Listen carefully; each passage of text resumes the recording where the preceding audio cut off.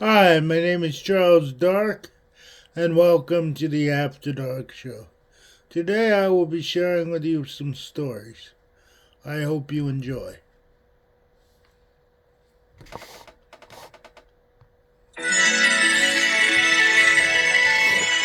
Scholastic Audio presents Goosebumps Horrorland 6. Who's Your Mummy? By R.L. Stein. Read by Ashley Albert. Chapter 1. I knew Granny V wasn't feeling well, but I didn't know how sick she was. And, of course, I didn't know that she was about to send my brother Peter and me on the most terrifying trip of our lives. In 1 week, Peter and I would be listening to the frightening moans of ancient mummies and covering our ears against their ugly chants. But today, we were in Granny V's living room, running and ducking behind the furniture, laughing and shouting, "Hey!" I let out a scream as a cold blast of water hit my forehead. Peter laughed. "Nice move, Abby. You walked right into it." I growled and dropped to my knees behind the green corduroy couch. I wiped the water off my face. Then I checked out the tank on my water blaster, still half full. I leaned forward, tensed, and waited with my finger on the plastic trigger. Peter was hiding behind the flowery orange and yellow curtains. I could see his white sneakers poking out from the bottom. I waited, and let go a long, full blast the second he stepped out. It smacked him in the chest and soaked the front of his t-shirt. He stumbled back to the window. His blaster sent a wild spray up toward the ceiling. "Are you two having fun?" We both turned to see Granny V step into the room. She waved her black cane in the air. "Is it my mistake?" she asked. "I thought I was in my living room, but I seem to have wandered into a water park." Peter stepped away from the window and lowered his head. "Sorry," he muttered. I brushed my wet hair out of my eyes. My hair is long and black and very straight, my best feature, and I don't like having it soaked. I picked up my water bottle from the coffee table and took a long drink. "I begged you not to use those water guns in the house," Granny V said, peering at us through her thick, square-framed glasses. "Sorry," Peter repeated. I did one of my famous long-distance water spits and showered the back of his neck. He let out a squeal and jumped a mile. "I win!" I said, pumping my fists high above my head. "Abby, you're a cheater," Granny V said, unable to keep a straight face. She thinks I'm a riot. "Cheaters never quit and a quitter never cheats," Granny V said. It was one of her favorite sayings. "It isn't funny," Peter grumbled. He pulled the soaked t-shirt off, balled it up angrily, and tossed it at me. Peter has long, straight black hair, too. He's as skinny as a broom handle and short. He's 10, 2 years younger than me, but he looks like he's 7 or 8. Granny V says she can't understand why he doesn't grow more, since he eats enough for 10 kids. I'm nearly a foot taller than he is, which gives me a real advantage in our water blaster battles. I don't think he's ever won one, especially when I use my spectacular water-spitting skills against him. Peter stuck his tongue out at me. Then he stormed out of the room. He's a sore loser. "Come sit down, Abby." Granny V waved me to the couch. I noticed that she was leaning more heavily on her cane than usual. Her hair has stayed shiny and black, but that day I saw long gray streaks poking through, and her skin was very pale, so tight I could see her cheekbones underneath. She lowered herself beside me and squeezed my hand. Her hand was ice cold.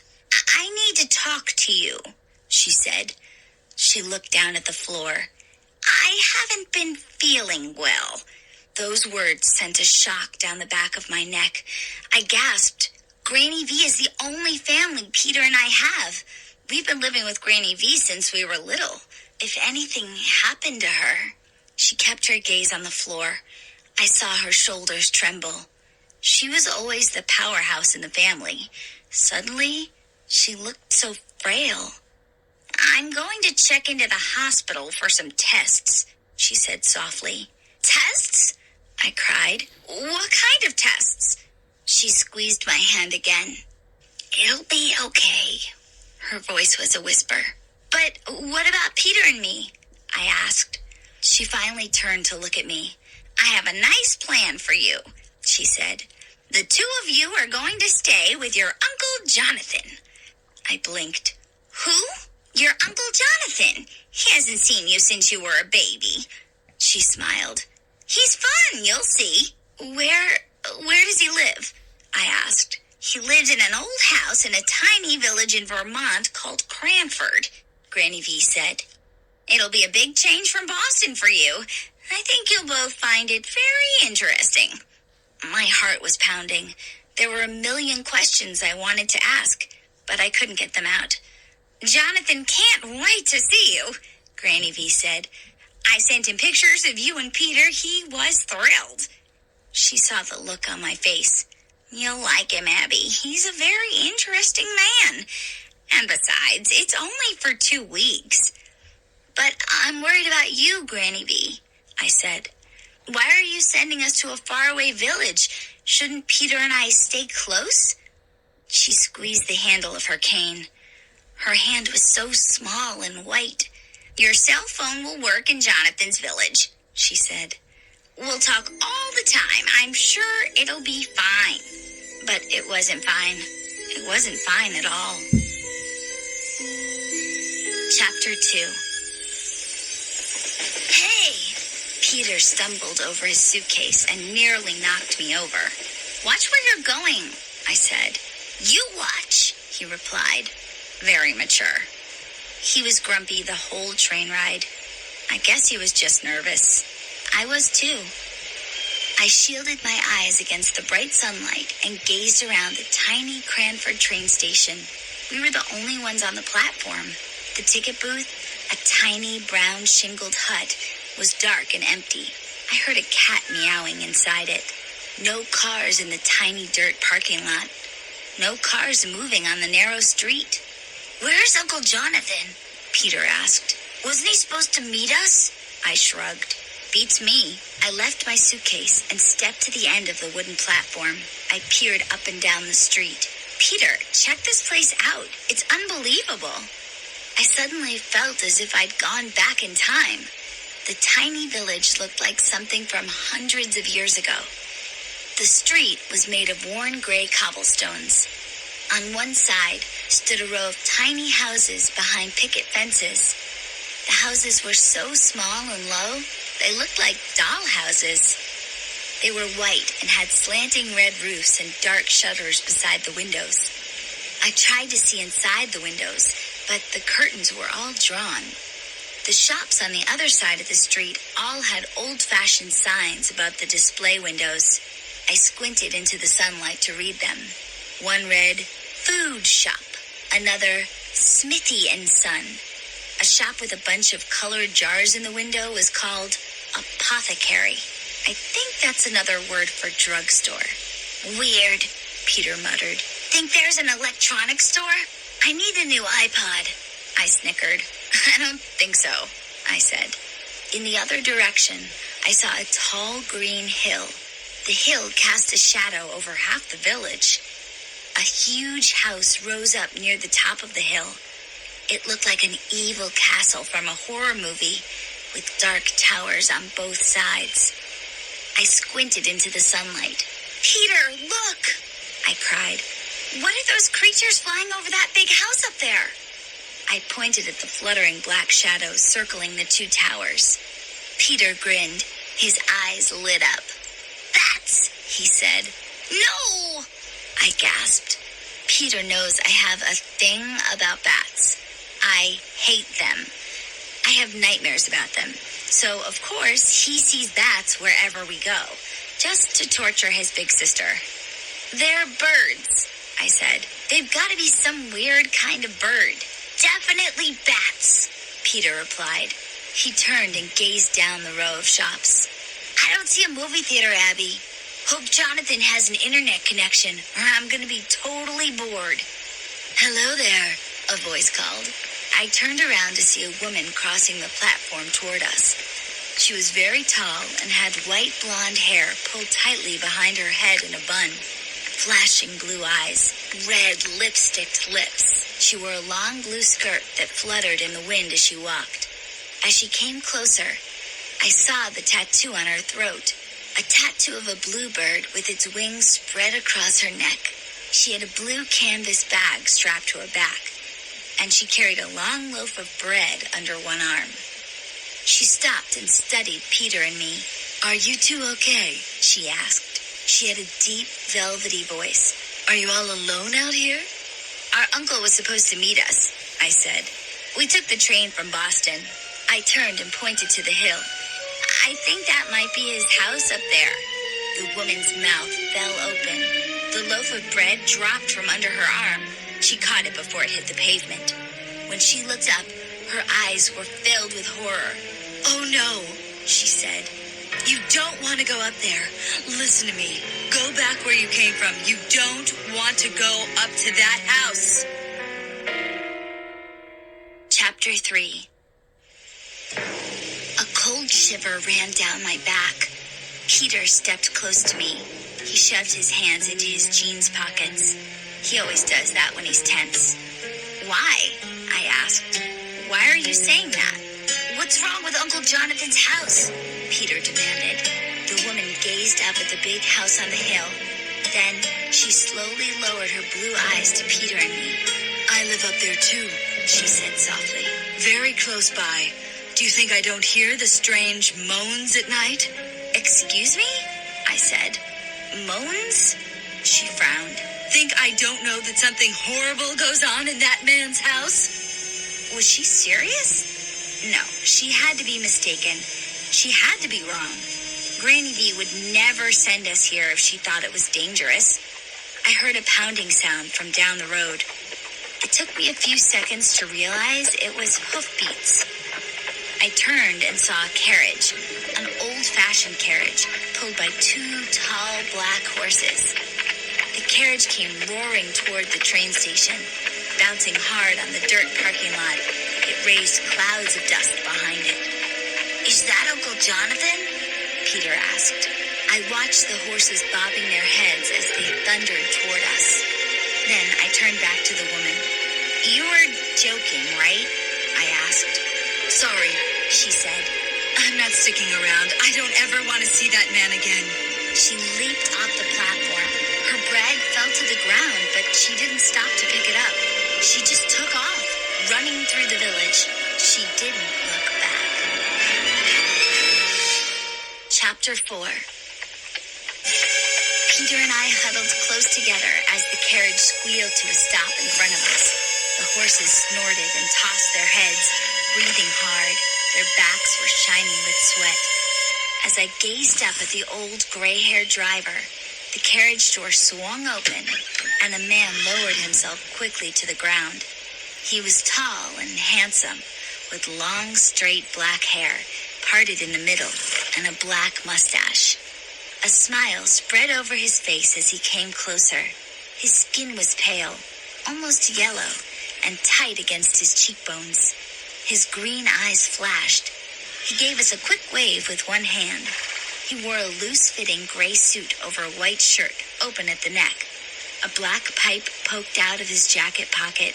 His shiny black boots came up almost to his knees. "Are you Abby and Peter?" We nodded. "Uncle Jonathan?" I said. The horses snorted behind him. They both pawed the gravel beside the platform. "I thought I'd bring you to the house in style," Jonathan said. "Don't you love this wonderful antique carriage? It belonged to my great-grandfather." "Awesome," Peter said. "It looks like it's from an old movie." Jonathan smiled. When he smiled, his face crinkled into 1,000 little lines. "I'll get your bags. Climb in." A few minutes later, Peter and I sat side by side across from our uncle as the carriage bounced up the hill. The village disappeared beneath us as the horses pulled us toward the house. "So sorry I was late," Jonathan said. "I wanted to make the house just right for you. I think you'll find it very exciting. The carriage had a wonderful aroma of leather and wood. I gazed out the window at the passing trees. Then I raised my eyes to the roof of the house. There were bats circling the towers. I could see them clearly now. But how could that be? Bats aren't supposed to come out during the day. The bats gave me another shiver. Like I said, bats have always freaked me out. I suddenly remembered the woman with the bird tattoo. How horrified she looked when I told her we were going to this house. Uncle Jonathan rolled his pipe between his fingers. He studied me. "How was your train ride?" he asked. "Good," I said. "But there was a woman at the train station when we were waiting for you." His dark eyebrows shot up. "A woman?" "Yes, she got a little weird. She said she heard moans coming from your house at night." Jonathan laughed. He had a dry, almost silent laugh. "Did she have a tattoo of a bird on her neck?" "Yes," I said. "That's crazy, Annie," he said. "She's always complaining about my dogs." He shook his head. "I hope she didn't scare you." "No way," Peter said. He always acts like nothing scares him. "She scared me a little," I said. "She told us not to go into your house. She told us to go back where we came from." "Too late," Uncle Jonathan said. "We're here. You're my prisoners now." Chapter 5. Jonathan laughed. "Hey, I was joking. You'll get used to my weird sense of humor." As I stepped inside the house, all thoughts of crazy Annie vanished from my mind. My mouth dropped open as we made our way into the enormous front room. "Have we gone back in time?" I cried. "It's like we've stepped back into ancient Egypt." "Totally cool," Peter declared. My head was spinning. There was so much to see. The walls of the room looked just like pyramid bricks. They were covered with paintings of Egyptian cats and pharaohs and sphinxes and all the stuff you see in museums. Statues and strange animal sculptures filled the room. A small yellow brick pyramid rose up beside the fireplace.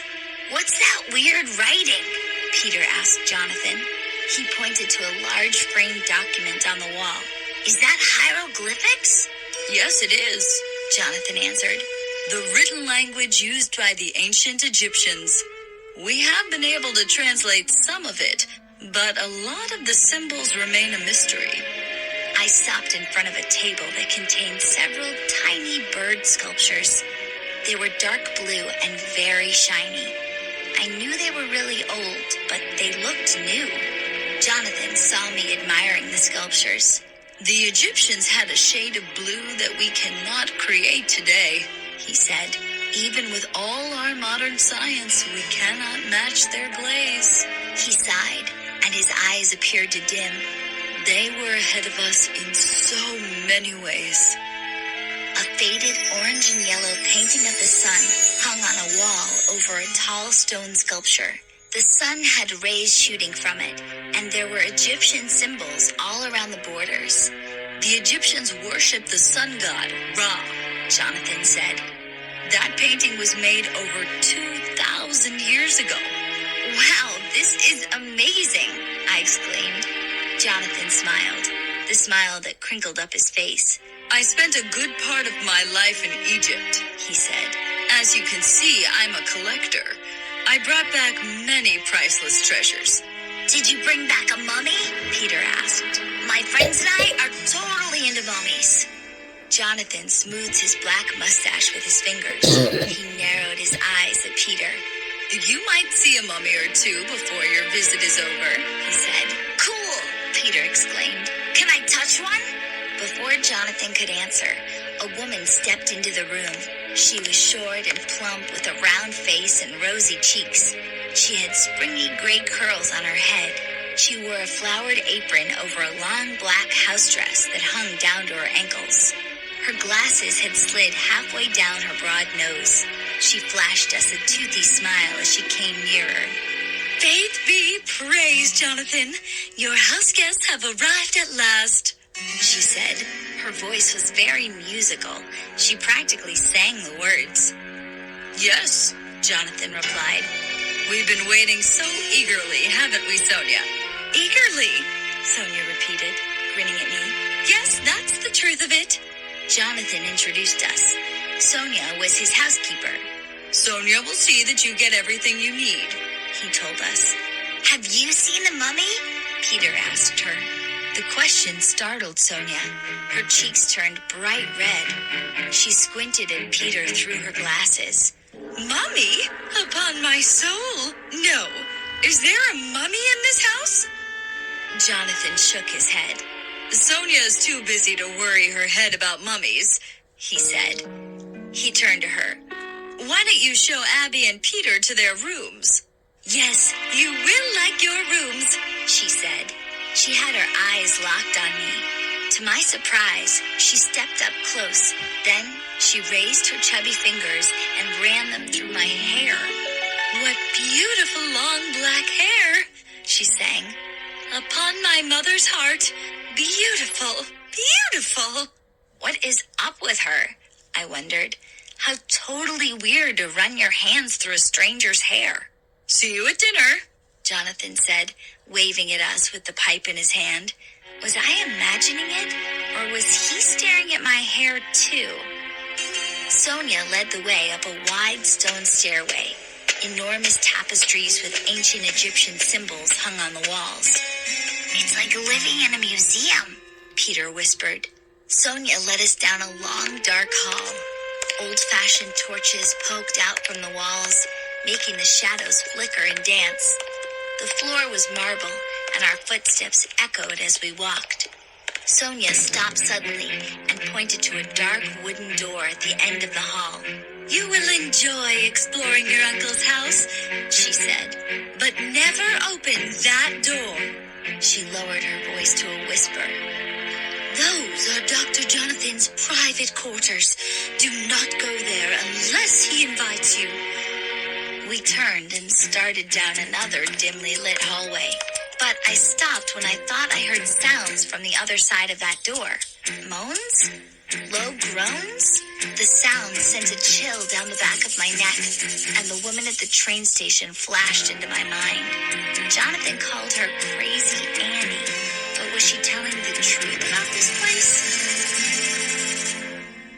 Chapter 6. My room was big and bright and totally weird. It had heavy purple drapes over the windows and a crystal chandelier that threw a sparkly light over everything. I gazed at the canopy bed with its curtains flowing down the sides. The curtains and bedspread were purple to match the drapes. I'd never slept in a canopy bed. I knew I'd feel like a princess in a movie. This room, too, was filled with ancient Egyptian objects. I walked around picking up clay vases and jars, little pipes and bird sculptures. Even the pale wallpaper had rows of ancient Egyptians all over it, standing in their funny sideways pose. Are all the rooms in this house decorated like ancient Egypt? I wondered. Uncle Jonathan must be totally obsessed. I lugged my suitcase onto the bed and opened it. It would be easy to unpack. The closet in this room was bigger than my whole bedroom at Granny B's. I bent down and pulled a stack of t-shirts from the suitcase and screamed when a cold blast shocked the back of my neck. My breath caught in my throat. I spun around. Peter! I screamed. No fair! He aimed his blaster and sent a spray of water over the front of my jeans. No fair! I don't have my blaster! I wailed.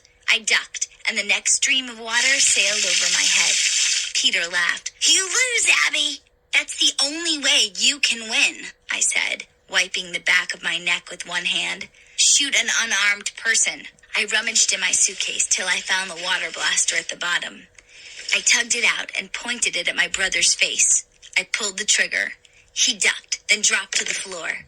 It was my turn to laugh. It's not loaded, you idiot. Think I'd put a loaded water gun in my suitcase? He climbed to his feet. We could have awesome water battles in this place. Maybe, I said. Uncle Jonathan might not like it, with all these valuable museum objects everywhere. I took out my toiletry bag and carried it to the bathroom. Did you unpack? I called to Peter. Kinda, he replied. What do you mean, kinda? He shrugged. I took some stuff out, you know. He picked up my backpack and began pawing through it. I grabbed it away from him. What's your problem, Peter? Looking for your phone, he said. Can we call Granny V? His voice came out high and shrill. He suddenly sounded like such a little boy. I could see the worry on his face. I'd been thinking about Granny V, too. Sure, I said. I pulled myself from the bag and clicked it on.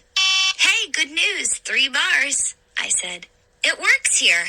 I punched in Granny V's number, and she picked up after the 3rd ring. Granny V, it's me, I said. Peter and I are here with Uncle Jonathan, and everything is fine. I'm so glad you called, she said. She coughed and cleared her throat. Her voice sounded hoarse. Granny V, how are you feeling? I asked. Oh, pretty good, she answered. I get tired so easily, but... She stopped. When do you go in for the tests? I asked. Tomorrow, she replied. But I don't want you two to worry. I want you to enjoy your stay with Jonathan. He's such an interesting man, and he was so eager to have you. He sure loves ancient Egypt, I said. Really? She replied. She sounded surprised. Peter interrupted. Ask her if we can come home next week. No, I won't, I whispered. Granny V said we'll stay here for 2 weeks. Don't worry about me, Granny V said, coughing some more. I'll be fine. We'll call you tomorrow, I said. I clicked off. She sounds kind of weak, I told Peter. She keeps saying she'll be fine. I hope she's telling the truth. Me too, Peter murmured. I yawned. I suddenly felt really tired. Guess it was the long train ride. I took my brother by the shoulders and pushed him to the door. Peter, go unpack, I said. Don't leave all your stuff in the suitcase. He groaned. Boring. He raised his water blaster and pointed it at me. Squirt, squirt, he said. Then he stomped on my foot and ran off. Is he a total jerk or just a jerk? I asked myself. By the time I finished unpacking, I was yawning my head off. I couldn't keep my eyes open. The quilted bedspread on the canopy bed looked soft and inviting. I decided to take a short nap. I pulled off my shoes and climbed on top of the spread. So soft. I sank into it. I stretched my arms, rubbing them against the velvety smoothness. I shut my eyes and drifted off to sleep almost instantly. I felt so snug and comfortable, as if I were floating on air. I don't know how long I slept. I blinked my eyes open, half awake, and saw something. A dark creature. It slithered silently into my room. First, I saw its shadow on the wall, and then I saw it leap. It sprang onto the bed, onto my chest, and before I could move or scream, it reached out and started to choke me. Chapter 7. I opened my mouth in a frightened scream. I heard footsteps. Someone came bursting through the bedroom door. Sonia ran up to my bed and pulled the creature off my chest. I stared up at it as it squirmed in her hands. A black cat. A very big black cat with olive green eyes. Gasping for breath, my heart thudding, I sat up. I could still feel the dry paws on my throat. Sonia held the cat tightly around its middle. The cat was black, except for a tiny V of white on her chest. Her olive eyes were locked on mine. It creeped me out. It was almost a human stare. I see you've met Cleopatra, Sonia said. Huh? Cleopatra? I choked out. By my faith, I'm sorry she scared you, Sonia said. She doesn't take to visitors. I blinked. That's the biggest cat I ever saw, I said. She was long and lean. She had to be as big as Granny V's old Cocker Spaniel. She comes from a long, long line of Egyptian cats, Sonia said. She rubbed Cleopatra's belly. The cat stopped struggling. It went limp, but kept its intense stare on me. I had the weird feeling it was trying to communicate, trying to tell me something. But what? An ancient breed, Sonia said. Your Uncle Jonathan brought her back with him from Cairo. How long ago? I asked. How old is she? Sonia shrugged. The cat is not young. She is set in her ways. She doesn't like change. I don't think she likes me, I said.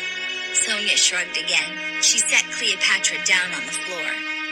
The cat gave me one last long look.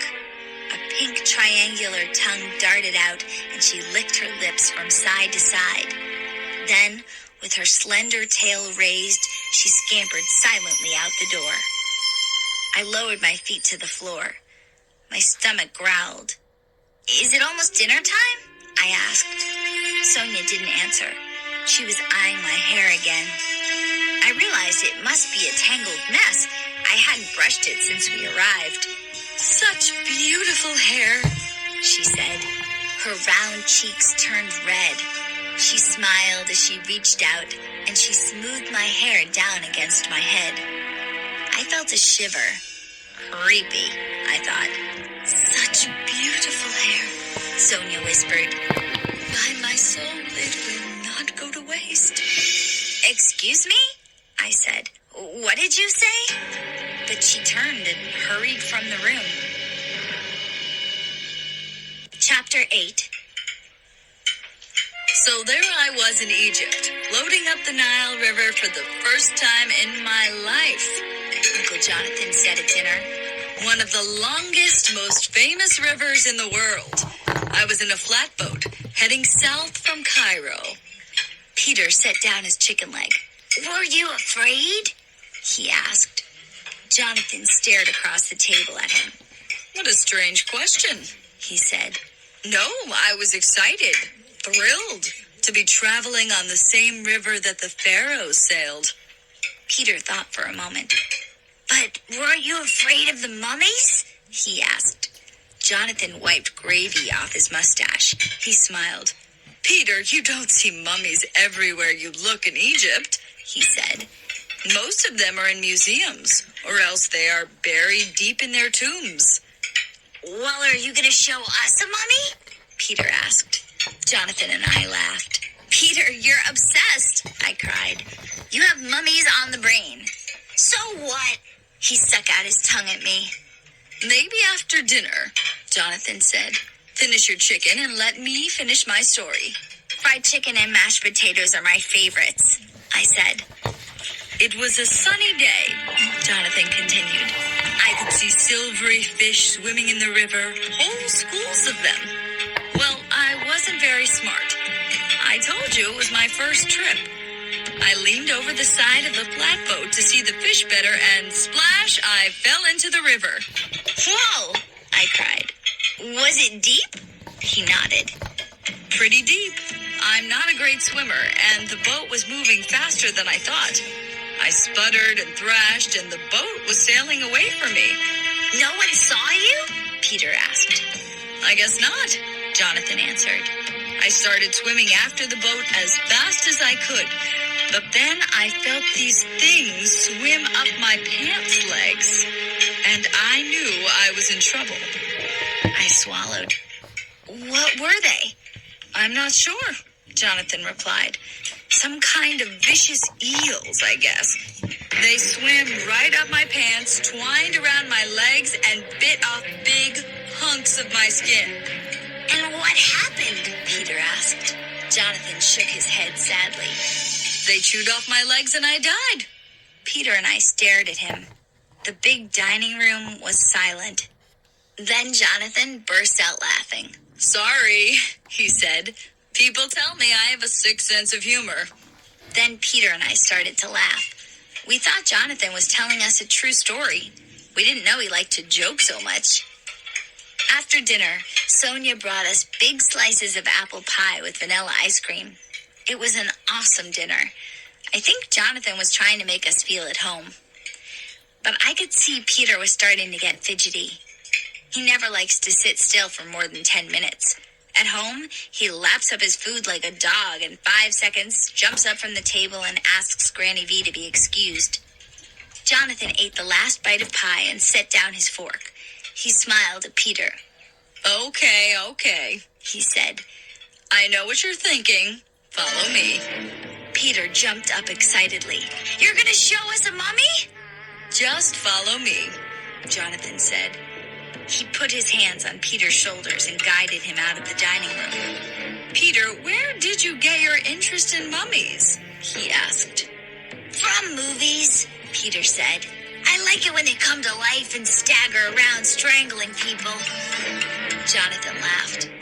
I like those movies too, but sometimes I wish they were more realistic. You know, the real stories are even scarier. He led us down a long, curving hallway. Tall oil portraits of old-fashioned people hung on the walls. They all looked very grim, as if they had just heard some bad news. Some of them looked a lot like Jonathan. I guess they were his ancestors, and mine too. I glimpsed a library filled with books from floor to ceiling. Another room had a pool table and a dark wooden bar. We passed a study with a wide desk cluttered with papers and files. The doors to several rooms were closed. I'm taking you to the temple, Jonathan's voice echoed as we made our way down the steep flight of stairs. It's a perfect recreation of an ancient one in Egypt.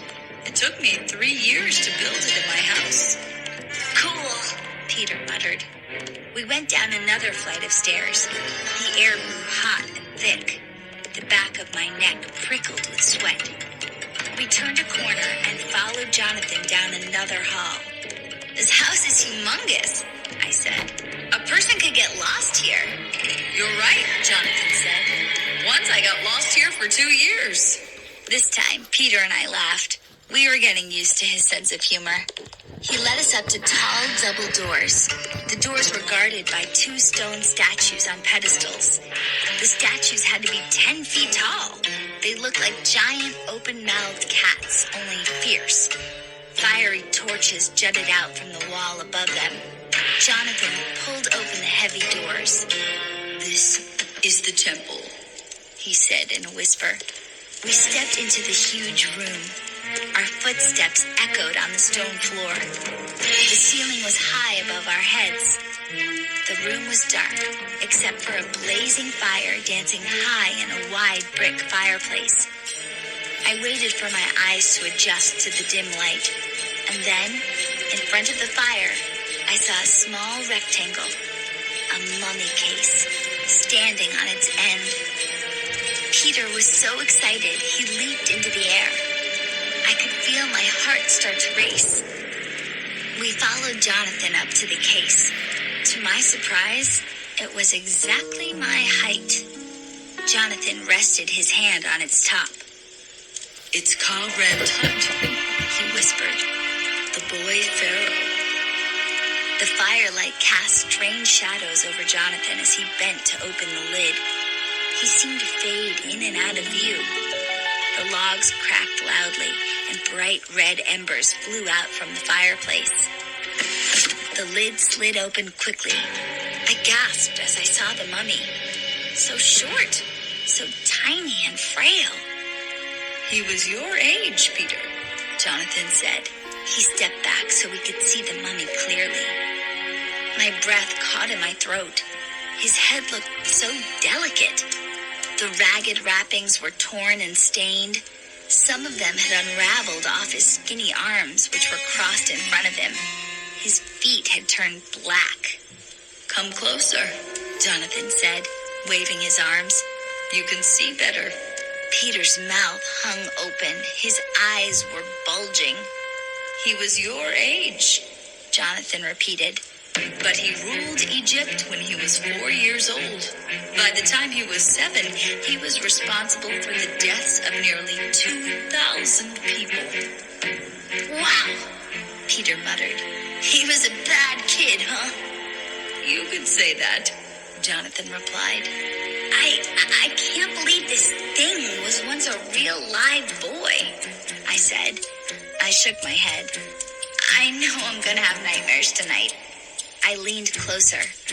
I wondered if I could see his eyes and mouth under the wrappings. I brought my face right up to the mummy's, and then I gasped as I heard its dry whisper. Who's your mommy? Chapter 9. With a short cry, I staggered back. I nearly fell. I heard Peter's loud laugh. Scared you? He cried. He gave me a shove and laughed some more. Did not, I shouted. I knew it was you. Peter stuck his grinning face up to mine. If you knew it was me, why did you scream? And why did you jump back like that? Just wanted to give you a thrill, I said. I shoved him back. Please remember, this is a temple, Jonathan said. He carefully slid shut the cover of the mummy case. Do you have any more mummies? Peter asked him. Any big ones? Jonathan didn't answer. He made sure the mummy's lid was closed tight. Then he brushed some dust off the front. You'll have plenty of time to explore my house, he said finally. His eyes sparkled in the dancing firelight. Who knows what amazing things you will find? Peter didn't want to go to sleep. He was too wired from his first view of a real mummy. He danced around my room, talking a mile a minute, almost climbing the walls, the way he gets when he eats too much chocolate. Finally, I had to take him by the hands and drag him down the hall to his room. Later, I thought about calling Granny V, but it was too late. She was probably asleep. I sank into the big bed and pulled the silky bedspread up to my chin. When I shut my eyes, I pictured the frail little mummy. Was there really a boy inside all that gauze and tar? Did he really have 2,000 people killed by the time he was 7? The thought gave me a chill. I pulled the covers up even higher. I was nearly asleep when I heard the sounds. Soft voices, but close by. I jerked myself up, totally alert, and listened. Low moans, groans, like someone in pain. Someone nearby, moaning in pain, over and over. Just as Crazy Annie had warned. Were the sounds coming from the next room? I lowered my feet to the carpet. I realized I was trembling all over. Got to find Uncle Jonathan, I murmured. I pushed the bedspread away and stood up. I started to the door, but stopped in the middle of the room. I felt a cold wind brush my back and heard a cracking noise outside. I froze. It took me a few seconds to realize I was listening to the brittle snap of wings. Bat wings. I spun around. The bedroom window was open. The long drapes billowed in the gusting wind. I pictured the bats again, circling low around the towers of the house. And now they were right outside my room. I lurched to the window. I started to tug it down when I heard a loud squeal, and a huge bat, eyes glowing bright red, flew screeching into my room. Chapter 10. No! I let out a scream and jumped back from the window. Screeching louder, the bat swooped past my face. I felt its wings brush my cheek. It flew around me in a wild circle, flapping hard. The red eyes glowed as if on fire, and its shrill whistle rang in my ears. I raised both hands, tried to slap it away. Again, I felt the brush of its dry wings against my skin. I tried to bury my face in my hands. I could feel the bursts of air from its body as it whipped around me. It made one more circle, then dove out the window. I groaned with relief, staggered forward, and slammed the window shut. Trembling from head to foot, I struggled to slow my frantic breathing. I gripped the sides of the window as if holding on for dear life. Pressing my hot forehead against the cool glass, I peered out into the night.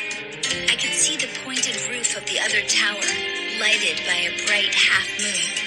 A dozen bats swooped and soared, flapping in wide circles around the tower.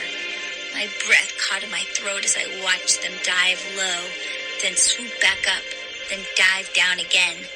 Something had them stirred up. I lowered my gaze to the lawn and pulled my face back from the window with a gasp. A man stood on the grass with his arms raised, trying to fight off the bats.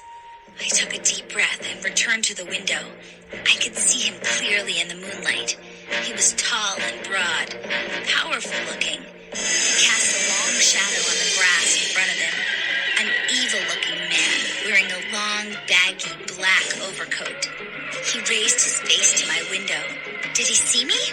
I tried to hide behind the heavy drape while still staring down at him. In the pale yellow light, I saw a long scar across his bald head.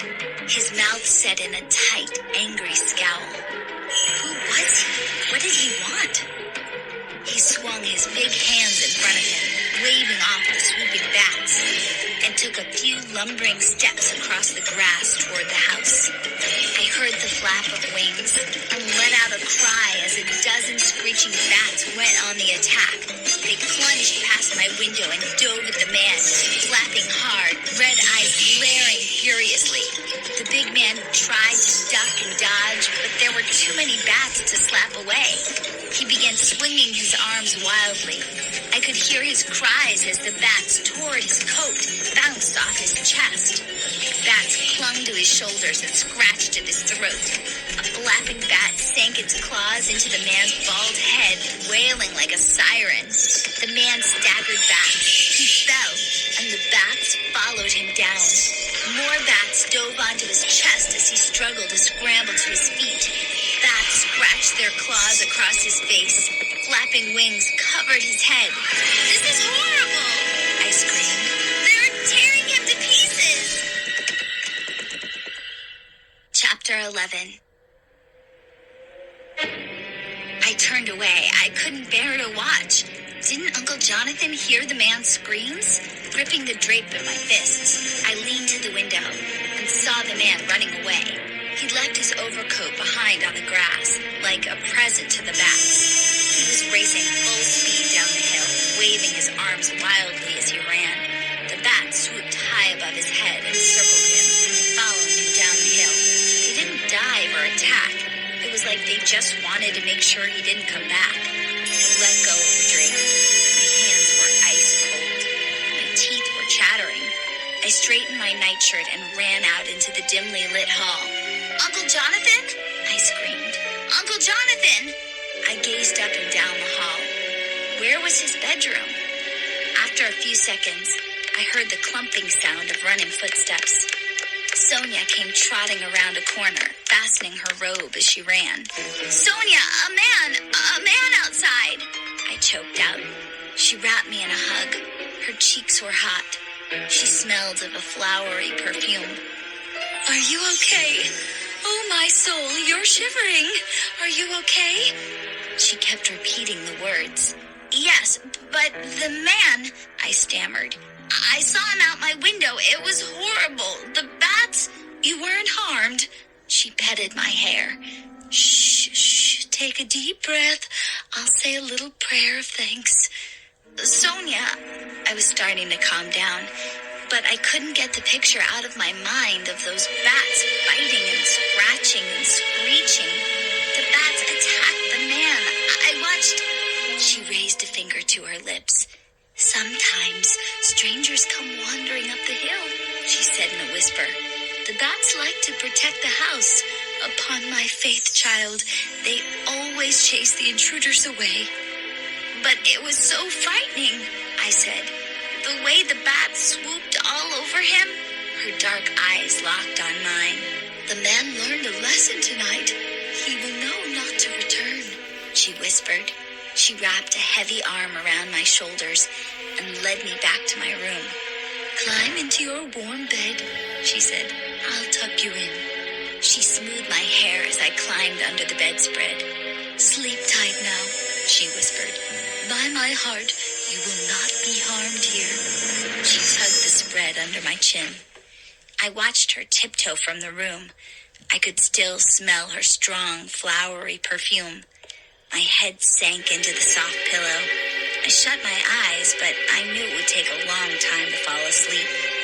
My heart was racing in my chest, and I could still hear the flapping of bat wings outside the window.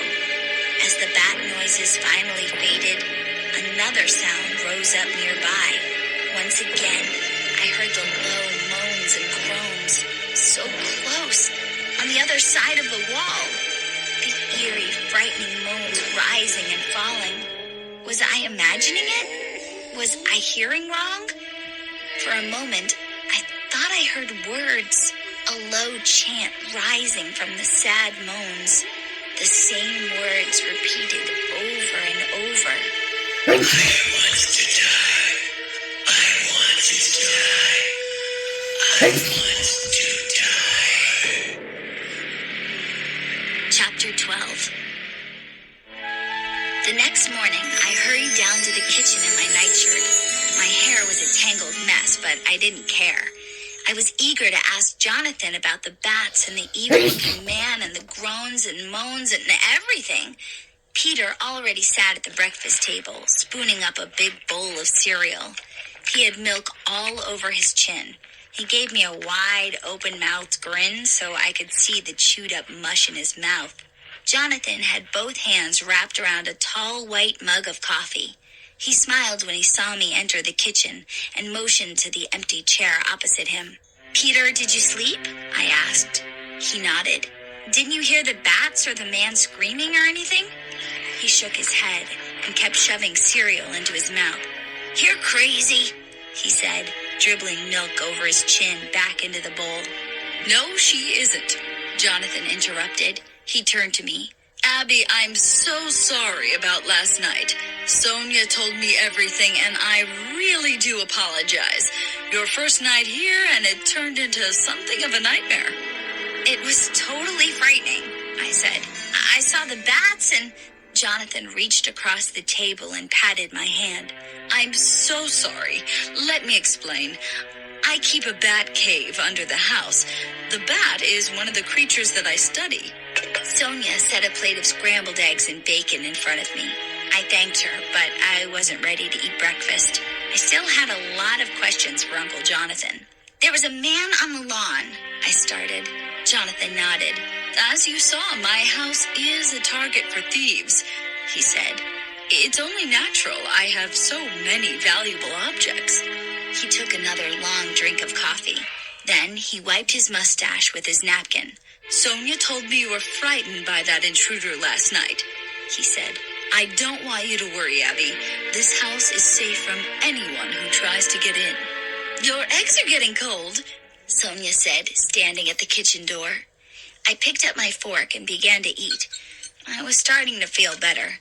I started to ask my next question, but Peter interrupted me. Can we go into the village? He asked Jonathan. My iPod is broken. I think I need a new one. Jonathan frowned at Peter. I don't think we can go into town today, he said.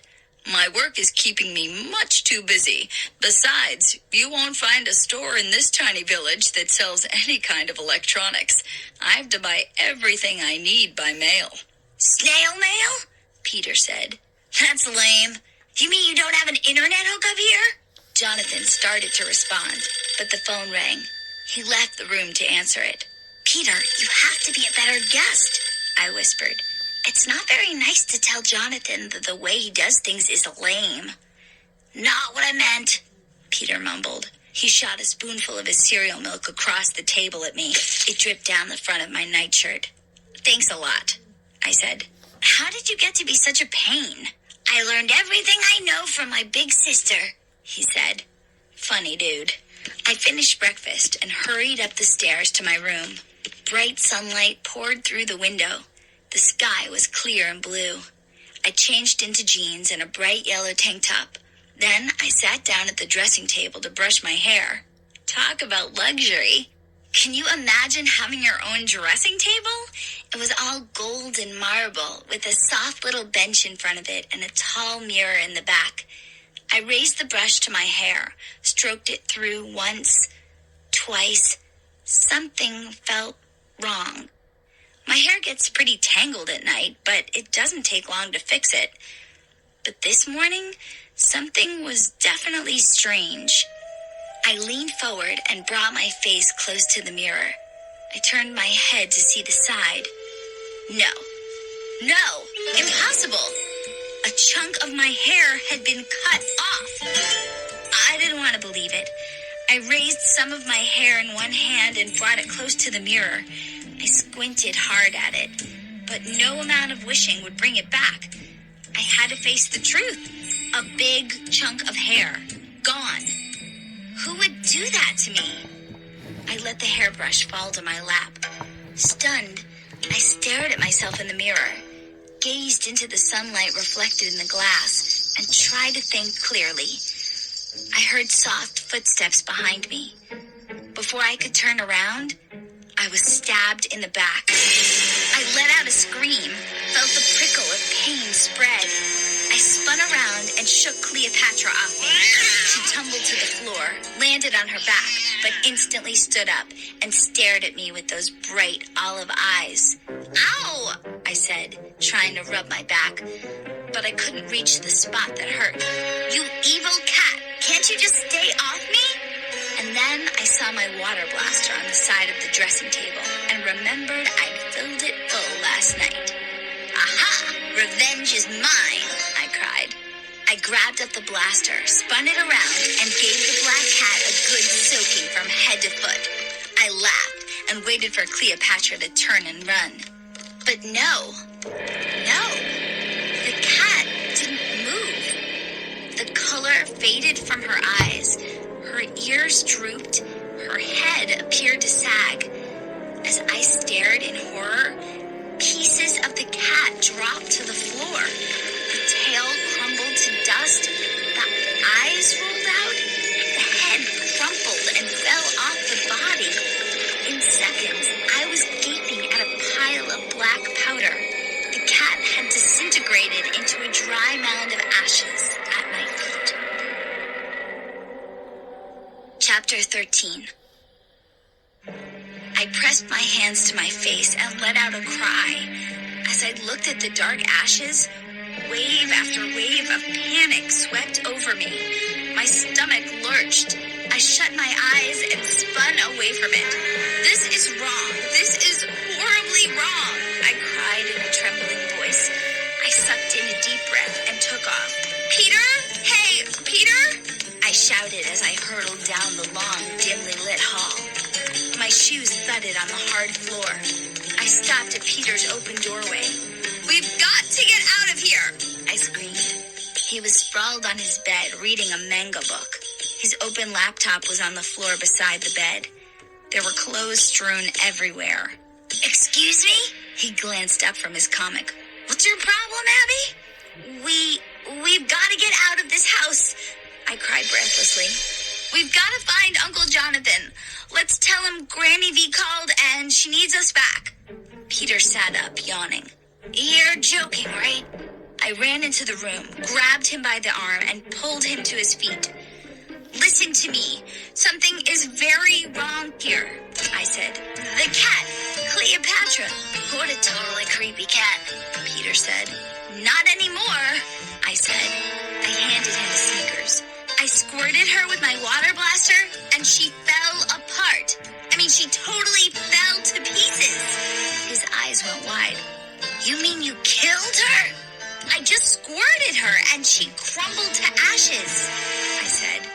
Hurry, put on your shoes. We can't stay here. He finally believed me. He pulled on his sneakers and followed me into the hall. How are we gonna get away? He asked. I think the train comes every day, I said. We'll just tell Jonathan we're needed back home, and he'll drive us to the train station. But shouldn't we call Granny V? Peter asked in a tiny voice. Later, I said. First, let's get out of this house. We took the stairs 2 at a time. We searched the front rooms, the den, the kitchen, and dining room. No sign of Jonathan or Sonia. Uncle Jonathan! Peter cut cupped his hands around his mouth and shouted his name. "Where are you?" Peter's voice echoed down the hall, but no reply. "Let's try his bedroom," I said. We scrambled back up the stairs, running side by side, down the long hall. His bedroom door was open just a crack. "Uncle Jonathan, are you in there?" I called. No answer. "Uncle Jonathan?" I pushed open the door. The wind was blowing the brown curtains at the window. He had draped a black jacket over a tall stone sculpture of a sphinx. The bed was unmade. A blanket lay crumpled on the floor. "He's not here," Peter muttered. Seconds later, we found ourselves at the dark wooden door at the end of the hall, Jonathan's private quarters. I reached my hand up to knock, but Peter pulled it down. "We're not allowed to go in there, remember? This is an emergency," I said. I pounded on the door with my fist. No answer. I grabbed the doorknob, turned it, and pushed the door open. I poked my head in. A strong odor greeted my nose.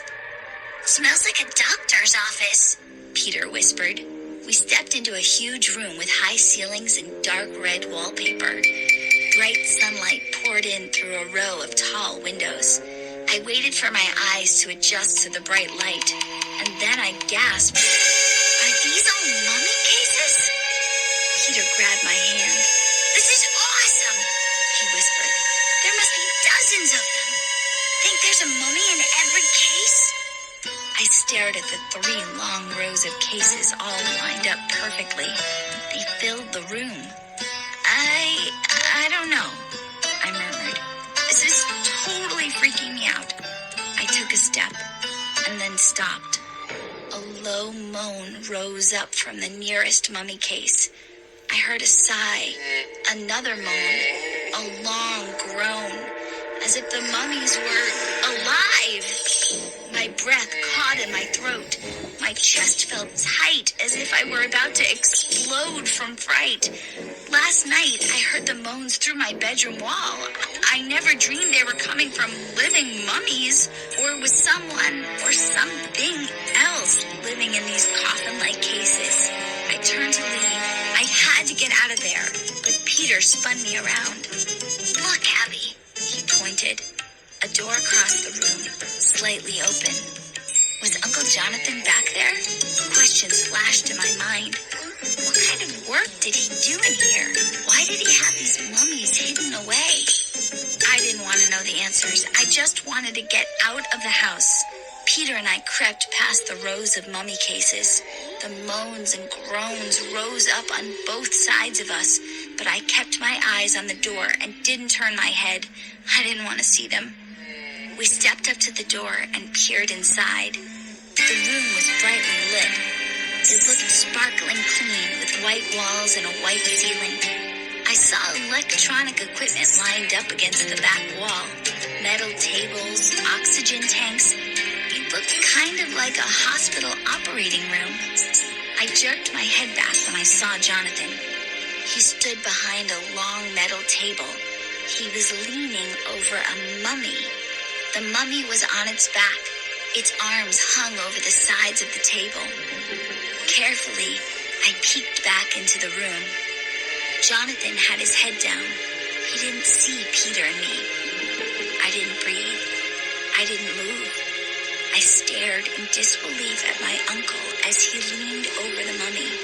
His eyes were wild. His face was red with excitement.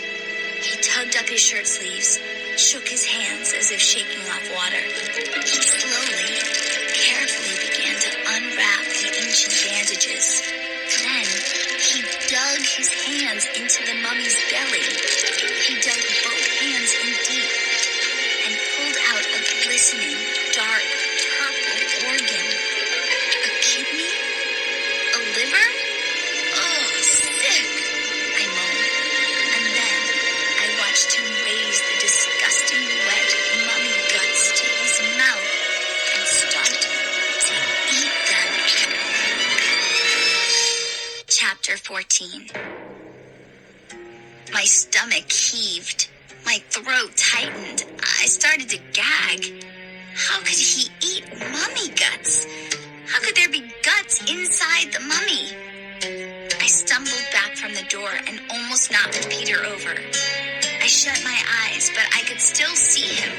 Uncle Jonathan shoving the raw purple guts into his mouth, liquid running down his chin, chewing the ancient mummy guts so hungrily, his eyes wild, rolling around in his excited face. Sick, Peter muttered, holding his stomach. He let out a groan. I think I'm going to be sick. Really? No time for that, I whispered. We have to get out of here now. He's crazy. He's totally nuts. Peter, hurry. We have to get help. We turned and ran. Our footsteps thudded loudly through the big room of mummies. The mummies moaned as we ran between them toward the door. And again, I thought I heard more than one of them murmur, Please, let me die. Let me die. We burst through the door and ran down the long hall. My heart was pounding so hard I could barely breathe. Did Jonathan hear us? Was he coming after us? I glanced back. No sign of him. Peter and I ran into my bedroom. I closed the door behind us. Don't panic, I said breathlessly. I guess I was trying to calm myself down because I was totally freaking out. I'd never been so frightened in my life. How could he eat that stuff? Peter asked in a tiny voice. His face was green. He held his stomach again. It must taste so rotten. He was eating a dead person. I felt sick too. I raised a hand. Stop, I said. Stop thinking about it. He dropped onto the edge of my bed. He shook his head. What are we going to do? He's a maniac. We can't stay here. My head was spinning. Don't panic, Abby. Don't panic, I told myself again. I grabbed my cell phone off the bed table. I'll call 911, I said. The village police. They have to have police in the village, right? I flipped open the phone and started to punch in the number. Then I uttered a startled cry. The battery! Peter, look! I held up the phone. The battery is gone! Someone stole the battery from my phone! Peter's mouth dropped open. He doesn't want us to call anyone, he stammered. I grabbed my jacket. Then I tugged Peter to his feet. Come on, get your coat. We're out of here. He held back. But where can we go? To the village, I said. Maybe we can find the police station, or maybe there will be a train and we can get out of here. I poked my head out into the hall. Empty. No sign of Jonathan or Sonia. Let's go. We hurried to Peter's room. He grabbed his hoodie and slipped it on. Then we made our way down the stairs. The kitchen phone, I said, pointing to the black phone on the wall. I grabbed the receiver off the hook and raised it to my ear. Silent. Dead. I pulled Peter toward the front door. We have no choice. We can make it down the hill. I know we can. It's only a couple of miles to the village. We stepped outside into a gray, dark day. Clouds had covered the sun. I felt a cold drizzle on my head and shoulders. A thick fog had swept over the hill. The fog was so thick, I couldn't see the village down below. I shivered and zipped my jacket to the top. A cold raindrop landed on my nose. I wiped it away. The swirling fog felt icy and damp. I can't see a thing, Peter said. This fog is like smoke. That's good, I said. If Jonathan comes after us, he won't see us. It'll be easy to hide. Staying close together, we found the road that curved down the steep hill. Peter pulled the hood over his head. We started walking, fast, almost jogging. But the old road was pitted with holes and deep ruts. I tripped and stumbled to the ground. Peter helped pull me up. My knee throbbed with pain, but I forced myself to keep moving fast. I kept glancing back to see if Jonathan was following us, but I couldn't see a thing in the heavy fog. The fog brightened, grew so bright I had to squint. Then it swirled and grew dark again, until it felt as if we'd gone from day to night. Suddenly, Peter stopped. He tilted his head. "What's that sound?" A few seconds later, I heard it too. A helicopter flying above us? I squinted into the dark fog blanket. I heard a shrill, chittering sound. And then I saw them. Bats. Like black shadows in the fog, darting low over our heads and swooping back up, disappearing in the layers of mist. "The bats are following us!" Peter cried. I ducked as a shrieking bat flapped right over my head. I could feel the wind off its wings, and then it vanished into the fog. The road curved around a thicket of scraggly pine bushes. Peter and I made the turn. I had my hands over my head, trying to shield myself from the screeching bats. My legs ached from the long downhill trek, and I kept turning back, watching the road behind us, listening for Jonathan's car. Once he discovered we were gone, I knew he'd come after us. It seemed to take hours. The bats screeched and chattered and swooped. They followed us all the way down the hill. The trees gave way to tall grass and weeds, and the fog finally lifted as we neared the village of Cranford. Peter and I trotted down the center of Main Street, past the small shops and houses. A black cat stared at us through a store window, and I thought of Cleopatra. In my mind, I saw it all once again.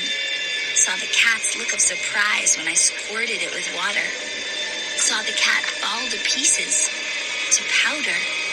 A shudder ran down my body. We stopped across from the little train station. No one on the platform. No one in the street. "Where is everyone?" Peter asked. "Someone has to help us, We both saw the man at the same time. He came around the corner of the train station. His eyes went wide when he saw us. I recognized him and gasped. The evil-looking bald man with the scar on his forehead. The intruder from last night. "There you are," he growled. He stretched his arms out wide as if he was ready to capture us, and he came rushing toward us. Chapter 15. "No!" A scream burst from my throat. Peter and I turned and took off running across the street. We ducked into a narrow alley between a barber shop and a dry cleaner's. The alley was dark and cold. Our footsteps thudded on the hard pavement. We reached the end of the alley and ran into a small park. "Come back here," the big man bellowed. His deep voice echoed off the alley walls. He wasn't far behind.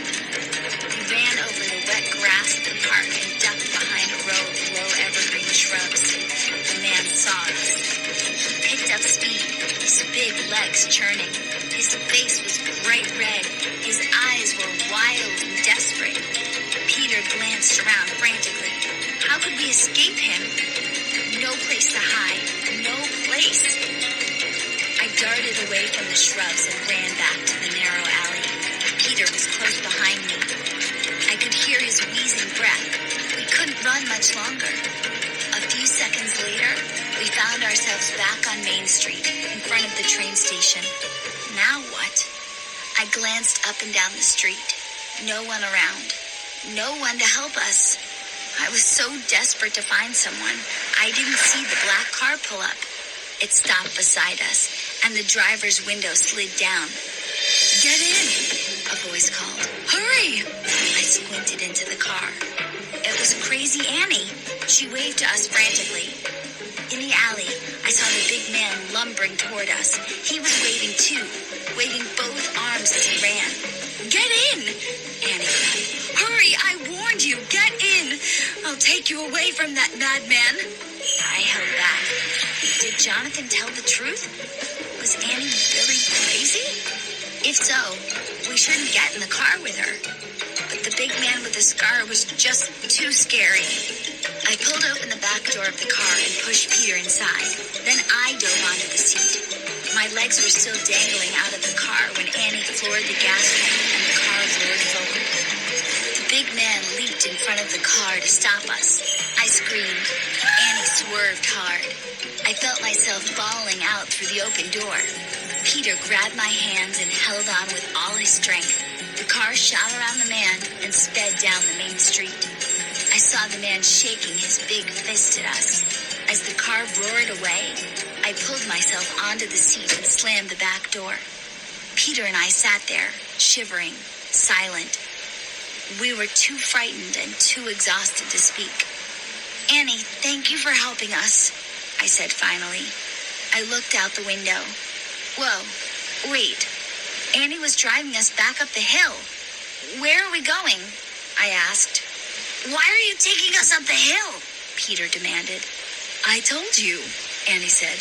"I live on the hill too." Peter and I exchanged glances. He had a strong grip on the door handle. His face was tight with worry. "Are you taking us to your house?" I asked. She didn't answer. The car followed the curving road, bumping over the ruts and holes. A short while later, Uncle Jonathan's house rose up in front of us. "Hey, what's the big idea?" I shouted angrily. Too late. Annie stopped the car at the front door. Jonathan and Sonia stood waiting on the walk. Jonathan had a pleased smile under his black mustache. He opened the back door.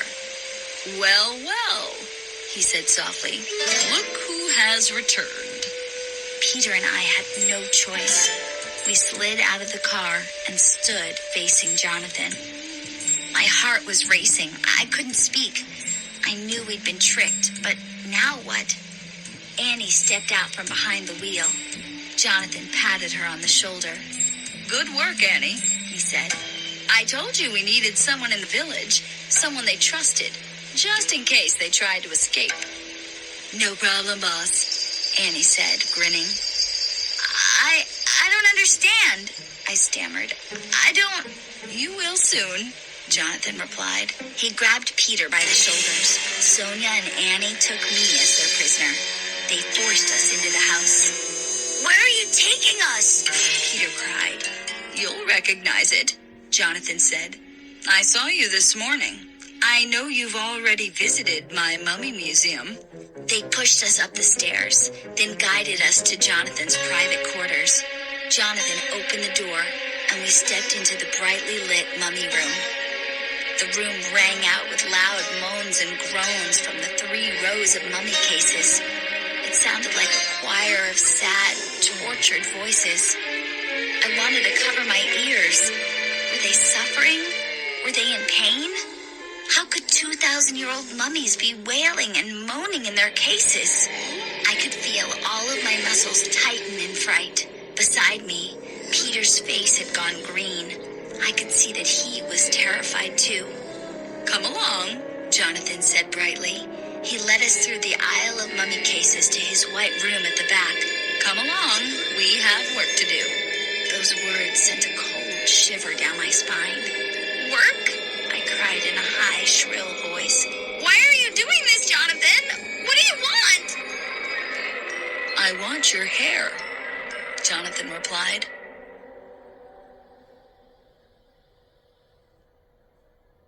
Chapter 16. He turned and stared at me, and his eyes flashed with excitement. "I need your hair," he said. "The first time I saw it in a photograph, I knew it would be right. But I tested it this morning. I cut off a lock and tested it, and it's perfect. My missing lock of hair. Jonathan cut it off? Perfect?" I stammered. The white room was spinning in front of me. I grabbed the edge of the metal table to keep from falling. I felt dizzy and confused and terrified. Jonathan was insane, out of his mind. What did he want with my hair? I reached up and pulled it behind my head as if trying to protect it. "What do you mean?" I cried. "Why do you want my hair?" "I suppose I should explain," Jonathan said. He motioned to the table. "Sit down, Abby. I'll explain it all to you and your brother." "Just let us go home," Peter cried. "You can't keep us here." Annie closed the door to the white room. She put her back against it, as if guarding it. Sonia stood stiffly beside her, hands at her waist. Jonathan shook his head, a sad expression on his face. You're wrong, Peter. I'm afraid I have to keep you two here forever. Peter swallowed.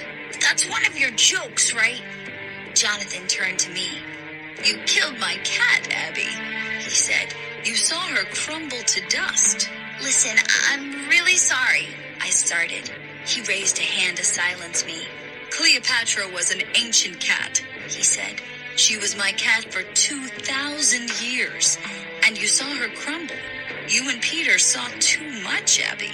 That's why I couldn't let you leave, even if I didn't need your hair. I just stared at him.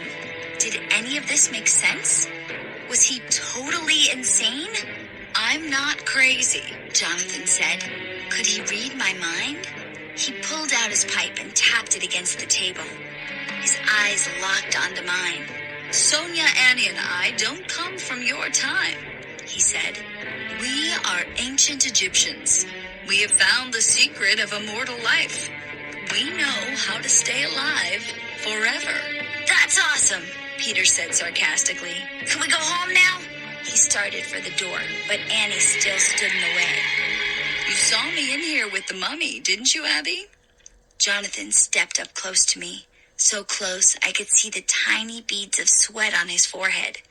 And so you know how we stay alive, he continued. We stay alive by eating the insides of mummies. I pictured it again. Jonathan pushing that blobby, wet, purple organ into his mouth. Once more, I felt my stomach lurch.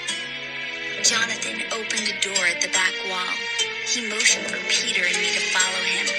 He led us into a long, narrow white room with tall shelves on both sides. It seemed to be a storage room.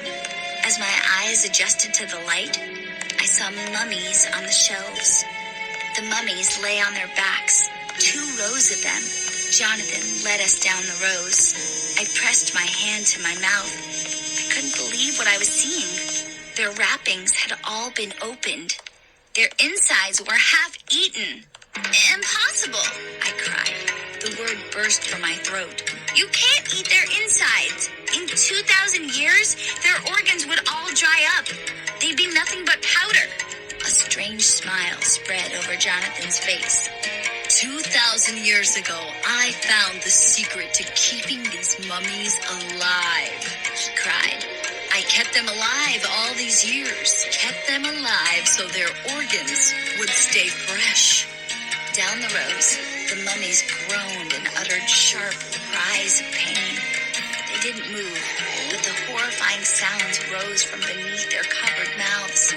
We won't tell anyone about this, Peter said in a tiny, frightened voice.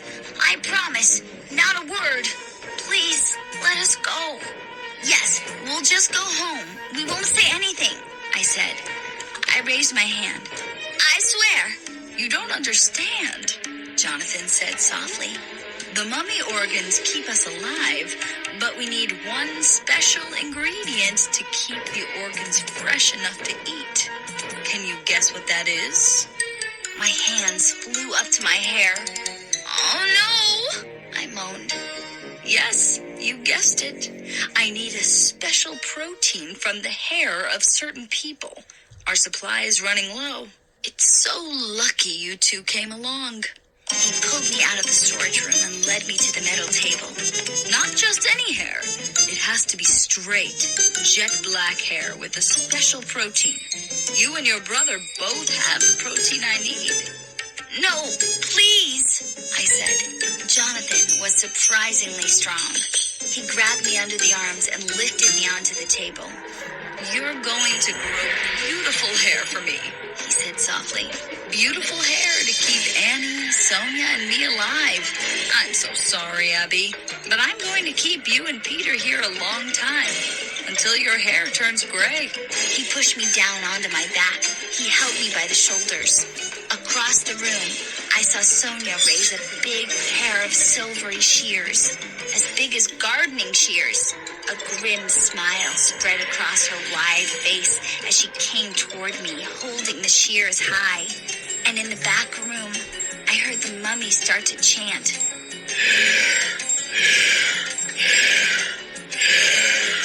Ancient ancient voices croaking the word from somewhere deep in their throats, an animal sound like bullfrogs at night.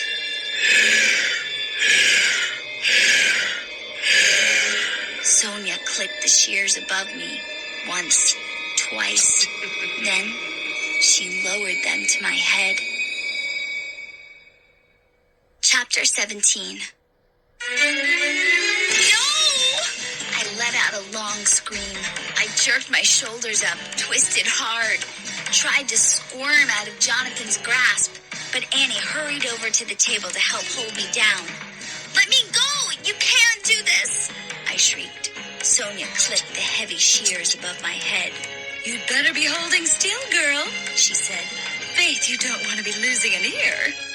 You won't miss your hair for long, Annie said. You'll have many months to grow a new batch for us. No! Stop! I pleaded. Above my head, the shears slid open. Sonia lowered them slowly to my hair. And then I saw Peter move. He lowered his shoulder and barreled into Jonathan. He caught Jonathan by surprise, knocked the wind out of him. Jonathan uttered a choked gasp. His hands fell away from me as he staggered back. He bent over, hands on his knees, struggling to breathe. I rolled off the table before he could catch his breath. Annie made a wild grab for me. Missed. I dropped to the floor and took off toward the door. The mummies in the back room continued their ugly chant. Jonathan stood up again, his face bright red, his eyes wild. He waved both arms frantically, signaling Annie and Sonia to chase after me. Then he dove for Peter. Peter ducked away and raced to the door. The weird, low voices rang in my ears. We were almost out of the white room when the door swung open. Oh! I cried out as a man stepped in and blocked our path. You! Peter shouted. The big, evil-looking man with a scar across his forehead. He wore a dark trench coat with the collar turned up to his face. His boots were splattered with mud. He was breathing hard, sweating. His chest heaved up and down. His eyes darted furiously around the room. Jonathan raised his fists as if preparing for a fight. Annie and Sonia dropped back, shock on their faces. How did you get in here? Jonathan boomed. The man didn't answer. Out! Get out! Jonathan screamed. No, I'm taking the kids, The man said. You're not taking them. Jonathan said, stepping forward. No way.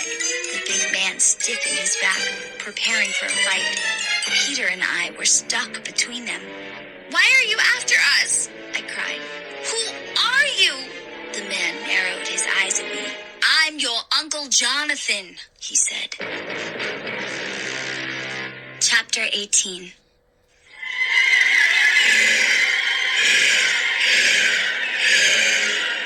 I'm your Uncle Jonathan, the man repeated. He had to shout over the cry of the mummies. This man is a fraud. He took a menacing step toward Jonathan. The man we knew as Jonathan backed up to the metal table. You'll never take these kids from me, He said. I need them. I spun back and forth between them, trying to clear my head. Was the bald man telling the truth? Was he really our uncle? You might as well know the truth, The first Jonathan said. since none of you are ever leaving this house. He ran his hand back through his long hair. His eyes moved from the man at the door back to Peter and me. My name is Tuten Ra, he said. I told you before, my two friends and I come from the Egypt of 2,000 years ago. You're not really our uncle? Then how do you know us? I asked. My voice came out in a trembling whisper. How did you know to meet us at the train station? A strange smile spread over Tuten Ra's face. The smile pulled his skin tight over his cheekbones. It was like looking at his skull. I saw your uncle in the village a few weeks ago, he said. He was showing off pictures of you, pictures that your Granny V had sent him.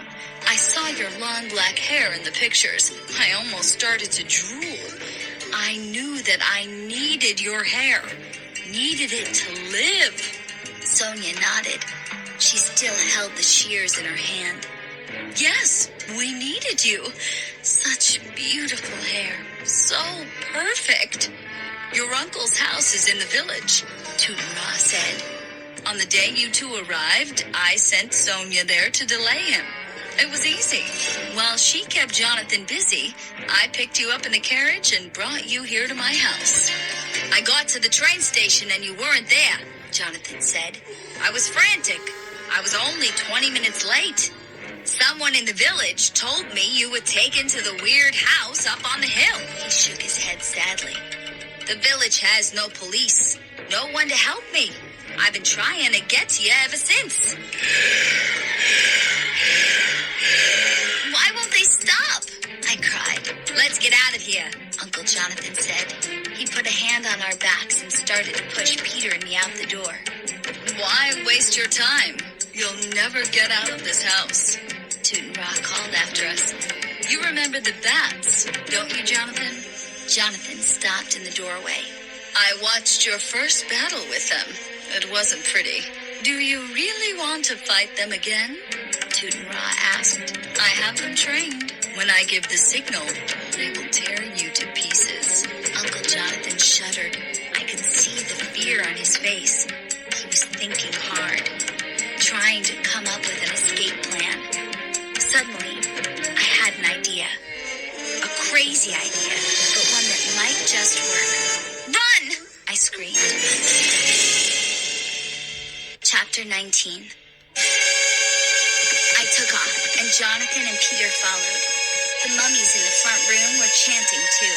We ran through the long aisle of mummy cases, reached the door, and burst through it. Peter, I said breathlessly as we ran down the long hall. Your water blaster. Get it.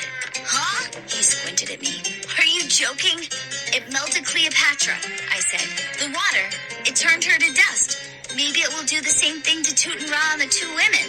We ran into Peter's room. Maybe we should just make a run for it, Jonathan said.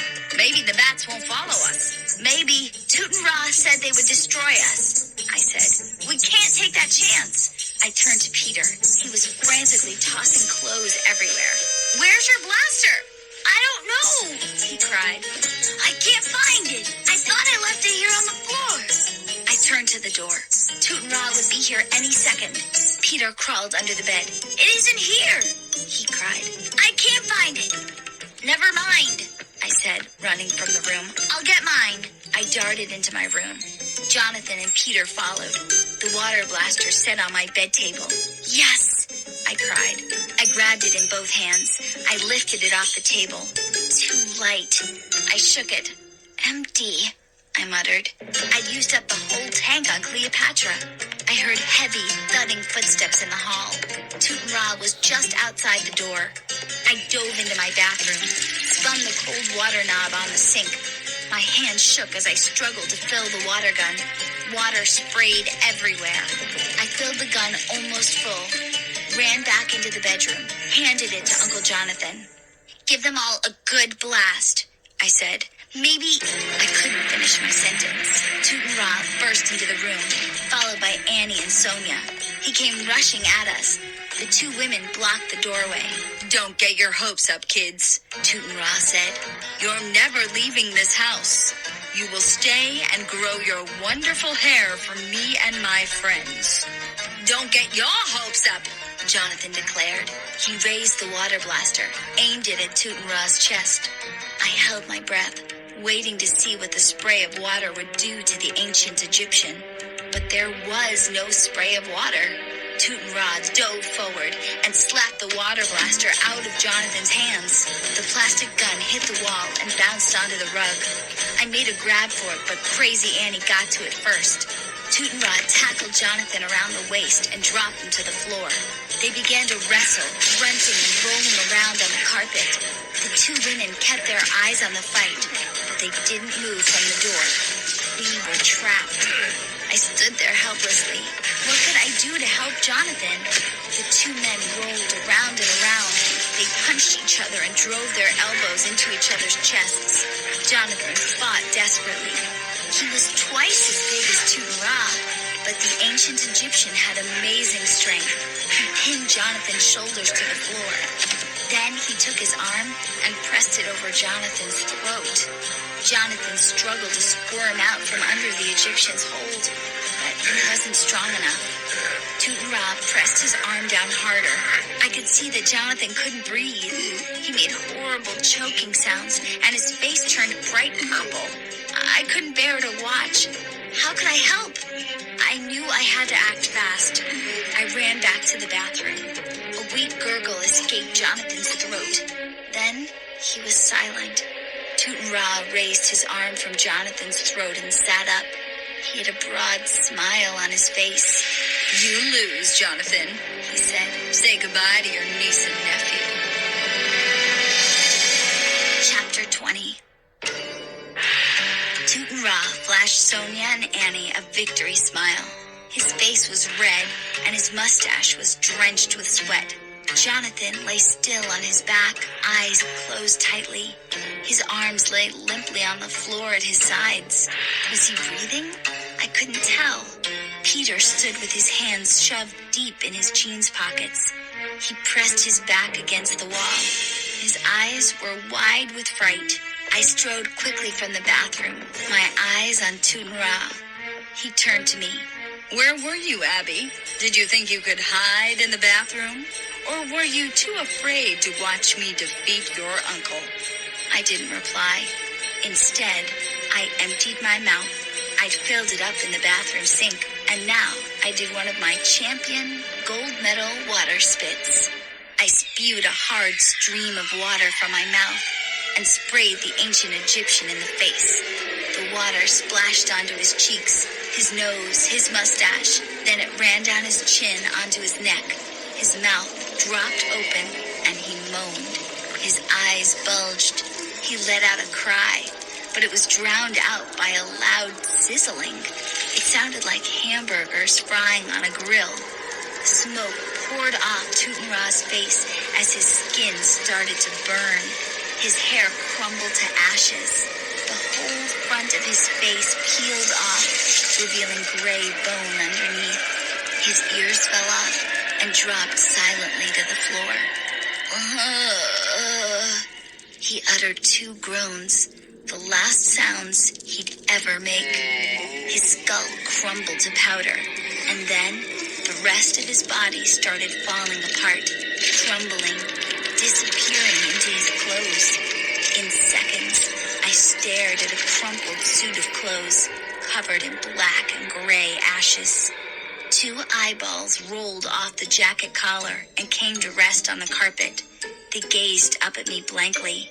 Then, they too crumbled to powder. "Abby, you were awesome!" Peter cried.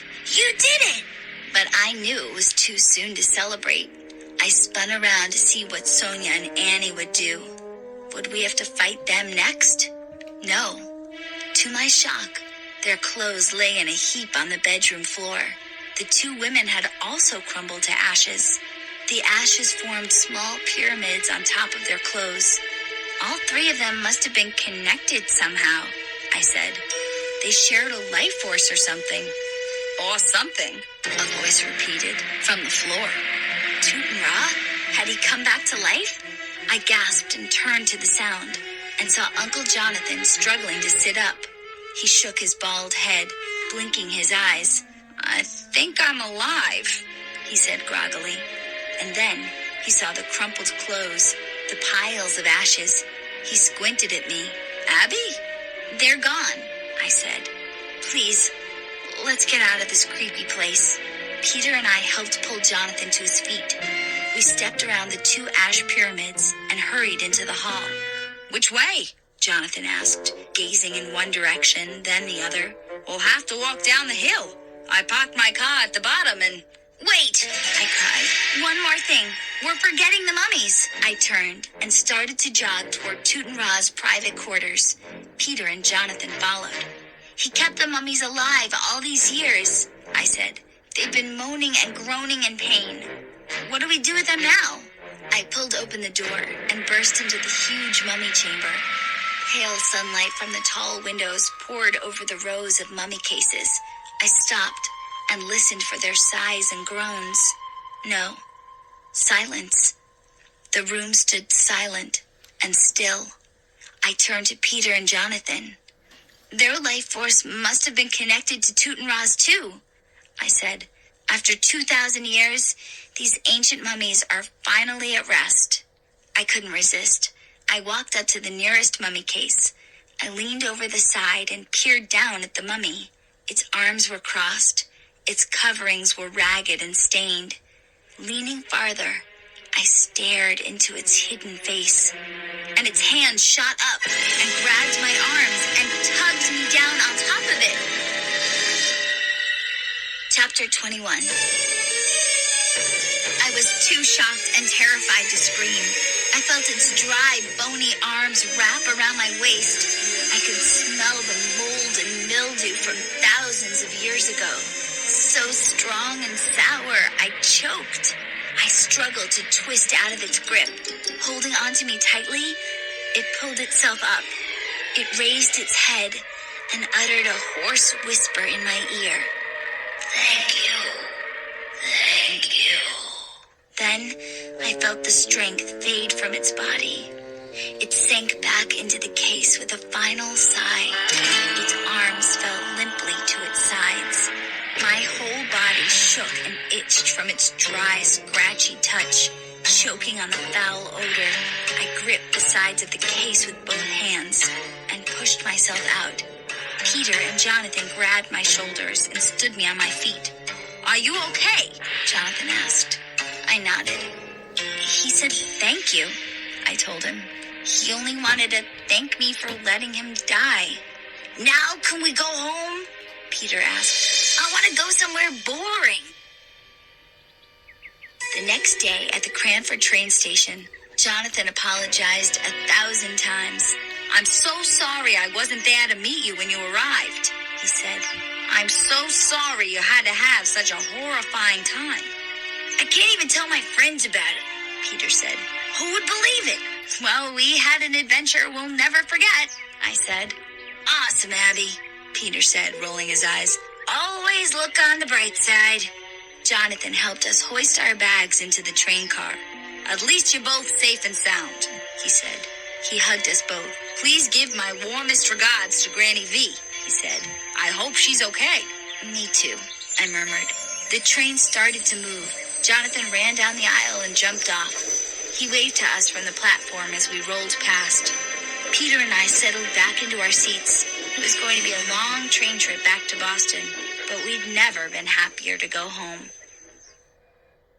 We lugged our bags into the front hall and ran into the living room. "Granny V! Granny V!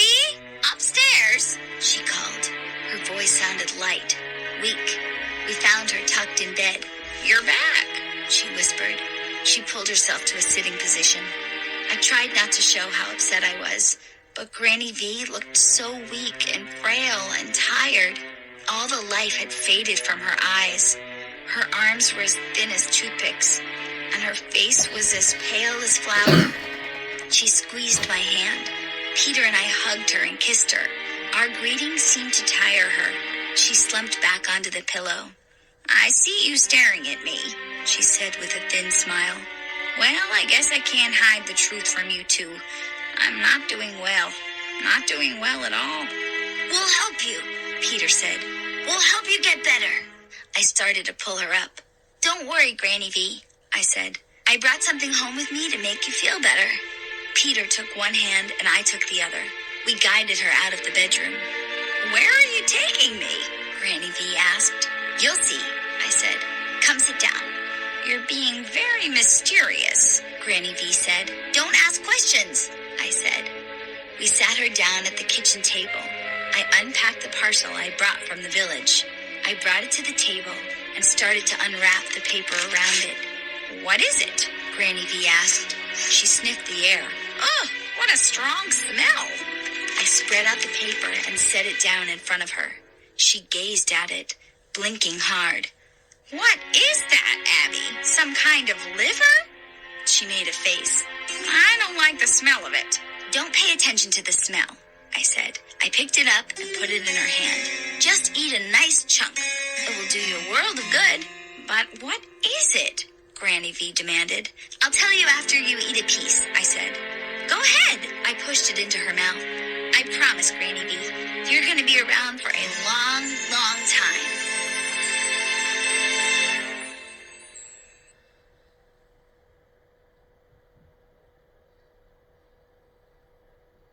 Enter Horrorland. The story so far. Several kids received mysterious invitations to be very special guests at Horrorland theme park. They looked forward to a week of scary fun, but the scares quickly became too real. Two girls, Brittany Crosby and Molly Malloy, disappeared. Billy Deep was horrified when his sister Sheena became invisible. Then Sheena disappeared too, for a short while. A park guide, a horror named Byron, warned the kids they were all in danger. Byron tried to help them, but then he was dragged away by other horrors. Why are they all in danger? Where are the two missing girls? The kids are desperate to find Byron to get some answers. Meanwhile, Abby Martin arrives a few days after the others. Abby is eager to put her mummy nightmares behind her and have some fun. She has no idea of the terrifying dangers that await her. Abby continues the story. Chapter 1. When Granny V showed me the invitation, I was shocked. Peter and I? Invited to Horrorland? For free? I cried. Are you sure the invitation is for us? It has your name right on it, Abby, Granny V said. You must have won a contest or something. It was 4 months after our adventure in Cranford with the mummies. Granny V was looking young and strong, but Peter and I still had problems. Peter crossed his arms in front of him. I'm not going, he said. No way. Why not? I demanded. It's supposed to be the scariest, most awesome theme park on Earth. I just don't want to, Peter said, whining. I want to hang out with my friends. I knew what the problem was. Peter was afraid. Ever since we returned from Toot and Ra's terrifying house, Peter was frightened by a lot of things. He didn't even want to have water gun fights. Who could blame him? I still dreamed about the chanting mummies at night. In my dreams, I heard their frightening moans and cries. Some nights, I woke up with the ugly, ancient voices chanting, hair, hair, hair, in my ears. I decided that a week in Horrorland might be a chance to escape my nightmares. I tried hard to persuade Peter to come with me, but he was totally stubborn. So I ended up going to Horrorland without him. Did I escape my nightmares? 3 guesses. The first 2 don't count. My first night in Horrorland in the Stagger Inn, I had a terrifying dream. I saw myself back in my room at Toot and Ra's house. I was lying in the canopy bed with the purple curtains. The window was open, and I could hear flapping bat wings outside. I sat up and saw a mummy case at the foot of the bed. The case was decorated with carvings of strange birds and cats. A pharaoh's death mask was sculpted on the lid. As I stared, the lid began to move. It made a loud, grinding sound as it slid open. I covered my ears. I didn't want to hear it. I knew I was dreaming. I tried to wake up, tried to pull myself out of the dream, out of that horrid room. But the bed held me down like a soft trap. I stared as the lid opened all the way. Bandaged arms reached up from inside the case. The wrappings were stained and torn. The mummy stretched, clenching and unclenching its bony fingers. The fingers crackled with each move. The dry sound made my stomach lurch. I shut my eyes. Abby, wake up, I told myself in the dream. Wake up, please! I opened my eyes, hoping to be back in my own room at Granny V's house. But no. Cracking and groaning, the mummy lifted itself from its case. I forced myself out of the bed. My nightshirt was twisted around me. I tried to run to the door. I wanted to escape. But to my horror, I was moving in slow motion. I felt so heavy, as if I weighed 500 pounds. I moved slowly. I seemed to be running in place. The mummy staggered toward me. It Its hands were stretched out as if preparing to wrap me in its arms. The dream was so vivid, so real. I could smell the mummy. It had a sickeningly sweet odor like rotting apples. It groaned with each heavy, thudding step. It backed me into a corner. I couldn't escape, couldn't wake up.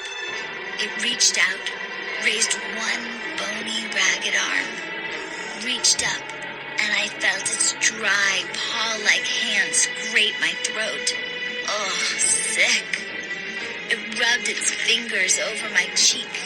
I could feel my skin prickle. It's only a dream, I told myself.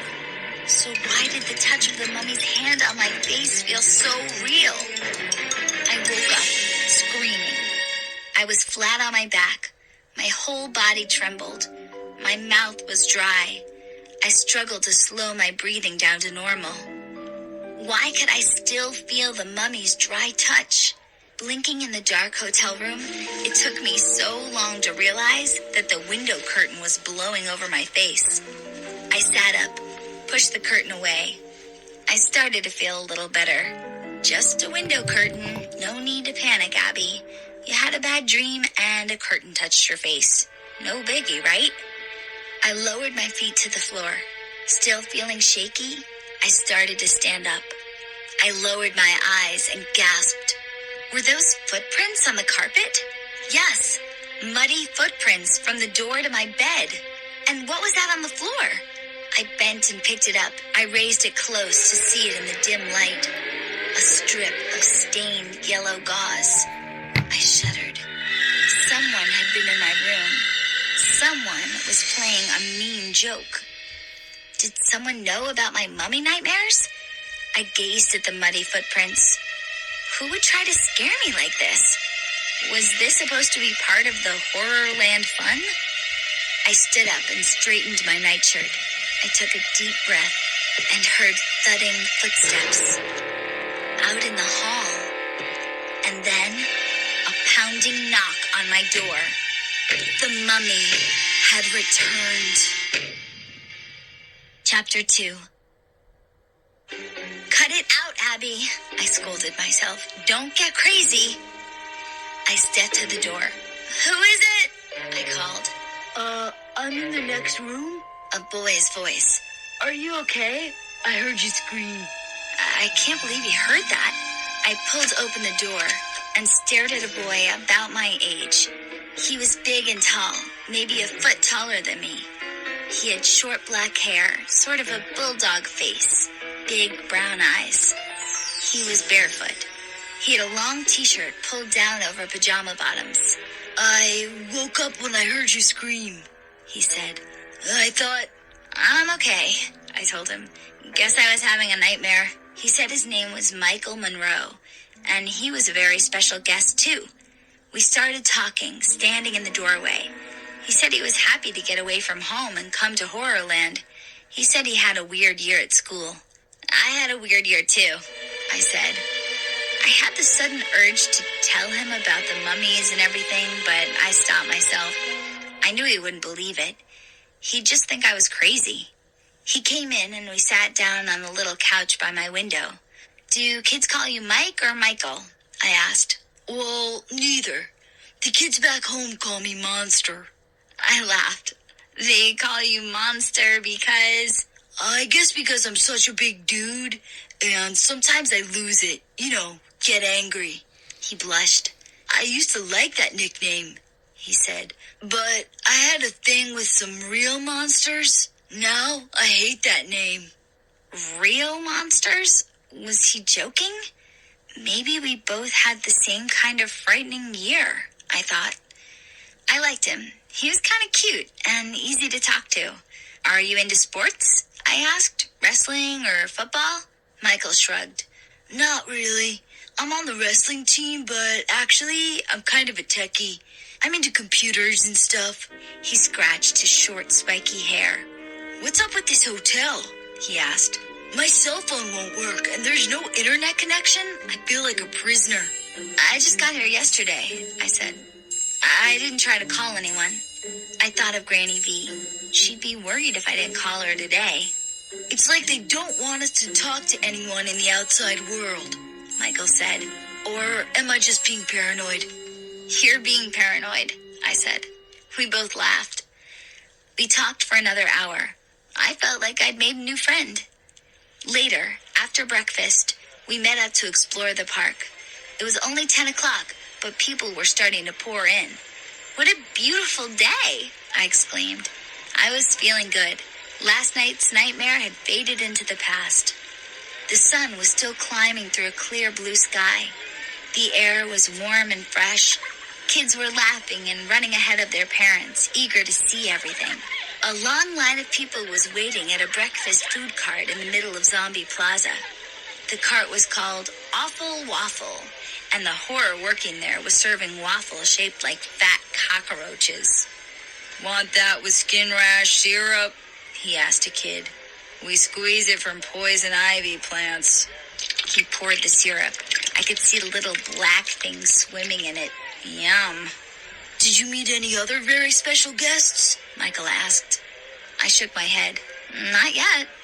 I wonder if there are any more of us here, he said. He pointed.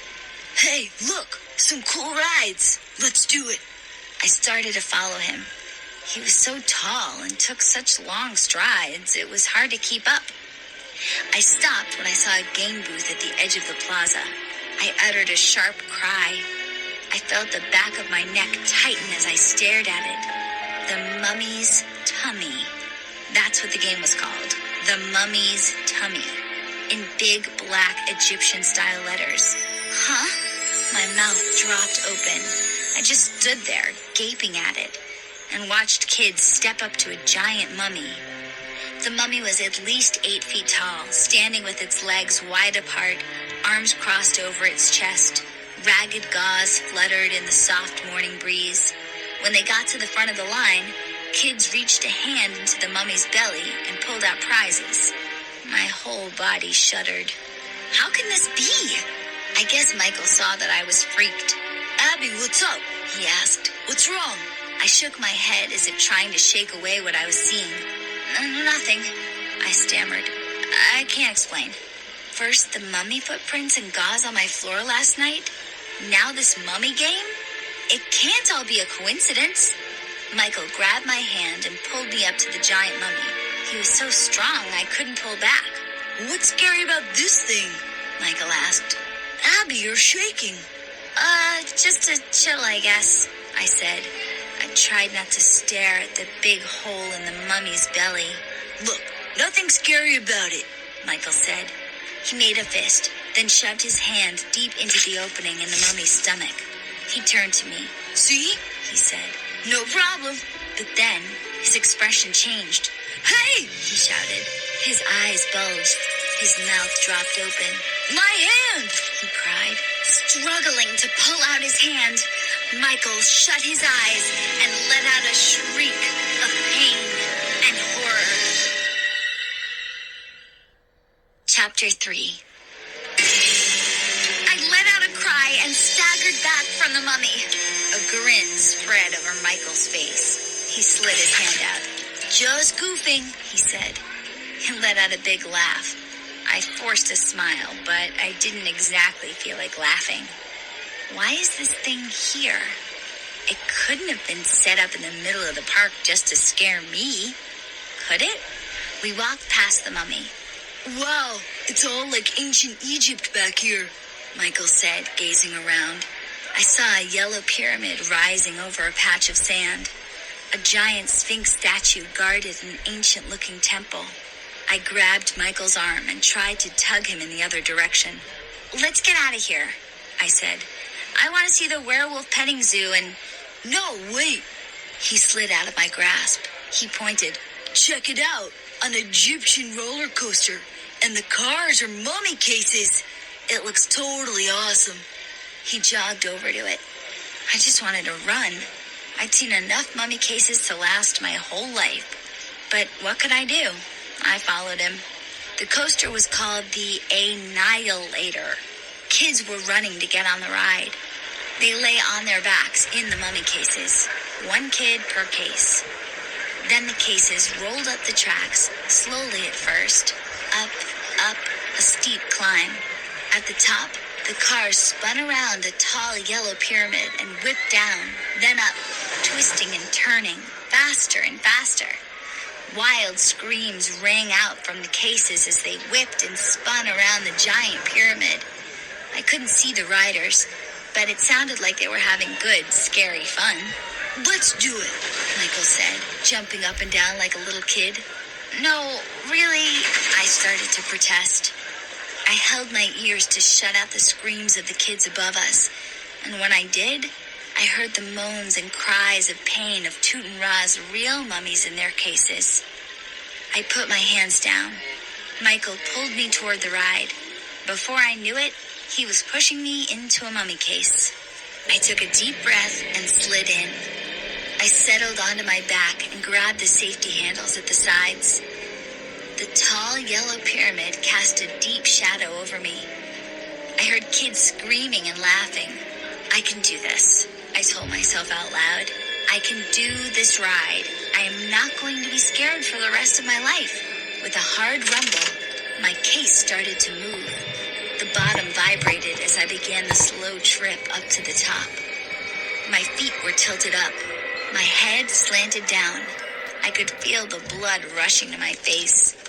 I gripped the sides tightly as the mummy case picked up speed. I pictured Michael in the case behind me. He was probably doing it no hands. And then I heard his shout, Abby, how are you doing? I started to answer, but the case whipped around hard, taking my breath away. I shot straight down, head first. The strong wind blew my hair in every direction. The force of the wind was so powerful, it was hard to breathe. I was gasping when the case stopped its drop and began to rise again. The case spun hard. My feet rose high now. My head dipped down low.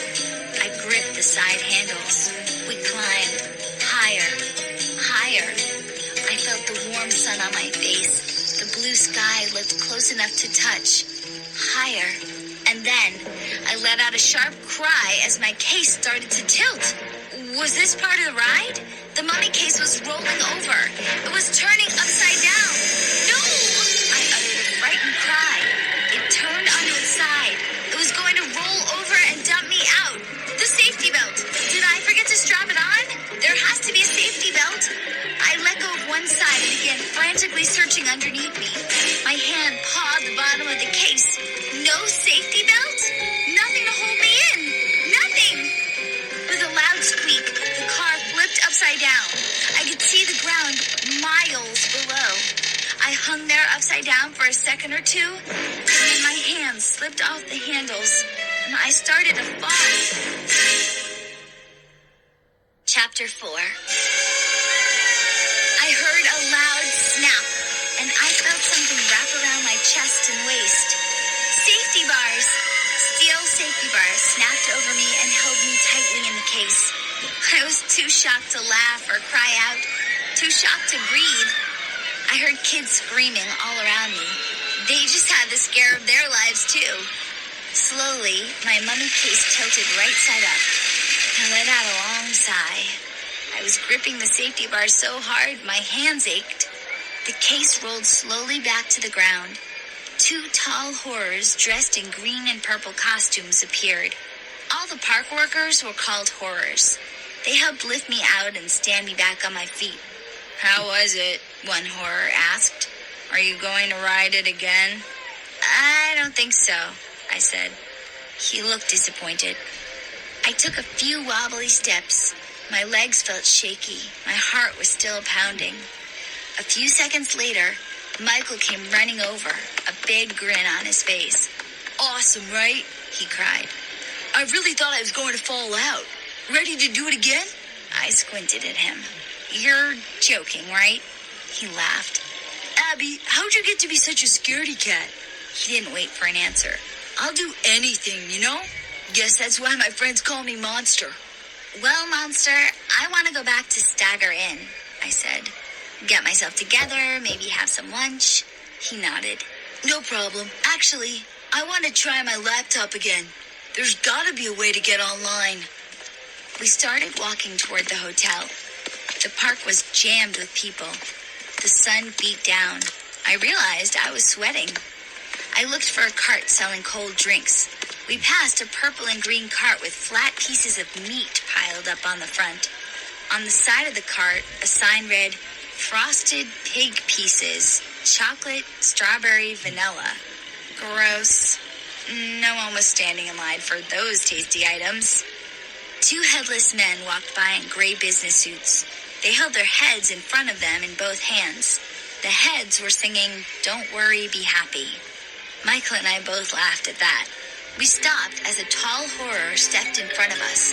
He stuck out his big paw-like hands to stop us. The horror's short yellow horns curled above the wavy green hair on his head. He had blue eyes under thick brown eyebrows. His whole body seemed to be covered with purple fur. Was it a costume? It had to be. The horrors weren't real, but then why couldn't I see any eye holes in his mask? And how come I couldn't see any wrinkles in the fur? "Who are you?" he demanded in a tense whisper. His eyes darted all around, as if he was watching out for something or someone. I gazed at the brass name tag pinned to his overall strap. Byron. He leaned over me, casting a shadow over us both. "Are you Abby Martin?" He turned to Michael. "Michael Monroe?" "Yes," I answered. "Is something wrong?" I thought of Granny V. Was she sick again? Was he delivering a message from her? "There's plenty wrong," Byron replied. He glanced all around again. This dude was definitely tense. He shoved something into my hand. "Someone wants you to have this," he whispered. "Excuse me?" I said. "What is it?" But he had already spun away from us and was trotting through the crowd on the plaza. "Well, that was totally disturbing," Michael said. He grabbed my hand. "What is it? What did he give you?" I gazed at the folded up paper in my hand. "Oh, wow," I said. "I think it's just an ad. I saw other horrors passing out flyers for the magic show at the Haunted Theater." "Big whoop," Michael muttered. "That dude looks so frightened. I thought it was going to be something really scary." "He's just a good actor," I said. I unfolded the sheet of paper. I was wrong. It wasn't an ad for the Haunted Theater. It was a handwritten note in red marker, and it read, "Escape Horrorland. You are in danger." Michael laughed. "That horror probably goes around the park passing these out all day." I stared at the fat red letters, red as blood. "I don't think so," I said. "Michael, he wasn't passing this out at random. He knew our names." Michael rolled his eyes. "It's another Horrorland joke. Like that roller coaster ride back there. We thought we were going to fall out and drop to the ground, but we didn't. They want to scare us. That's the whole fun of Horrorland."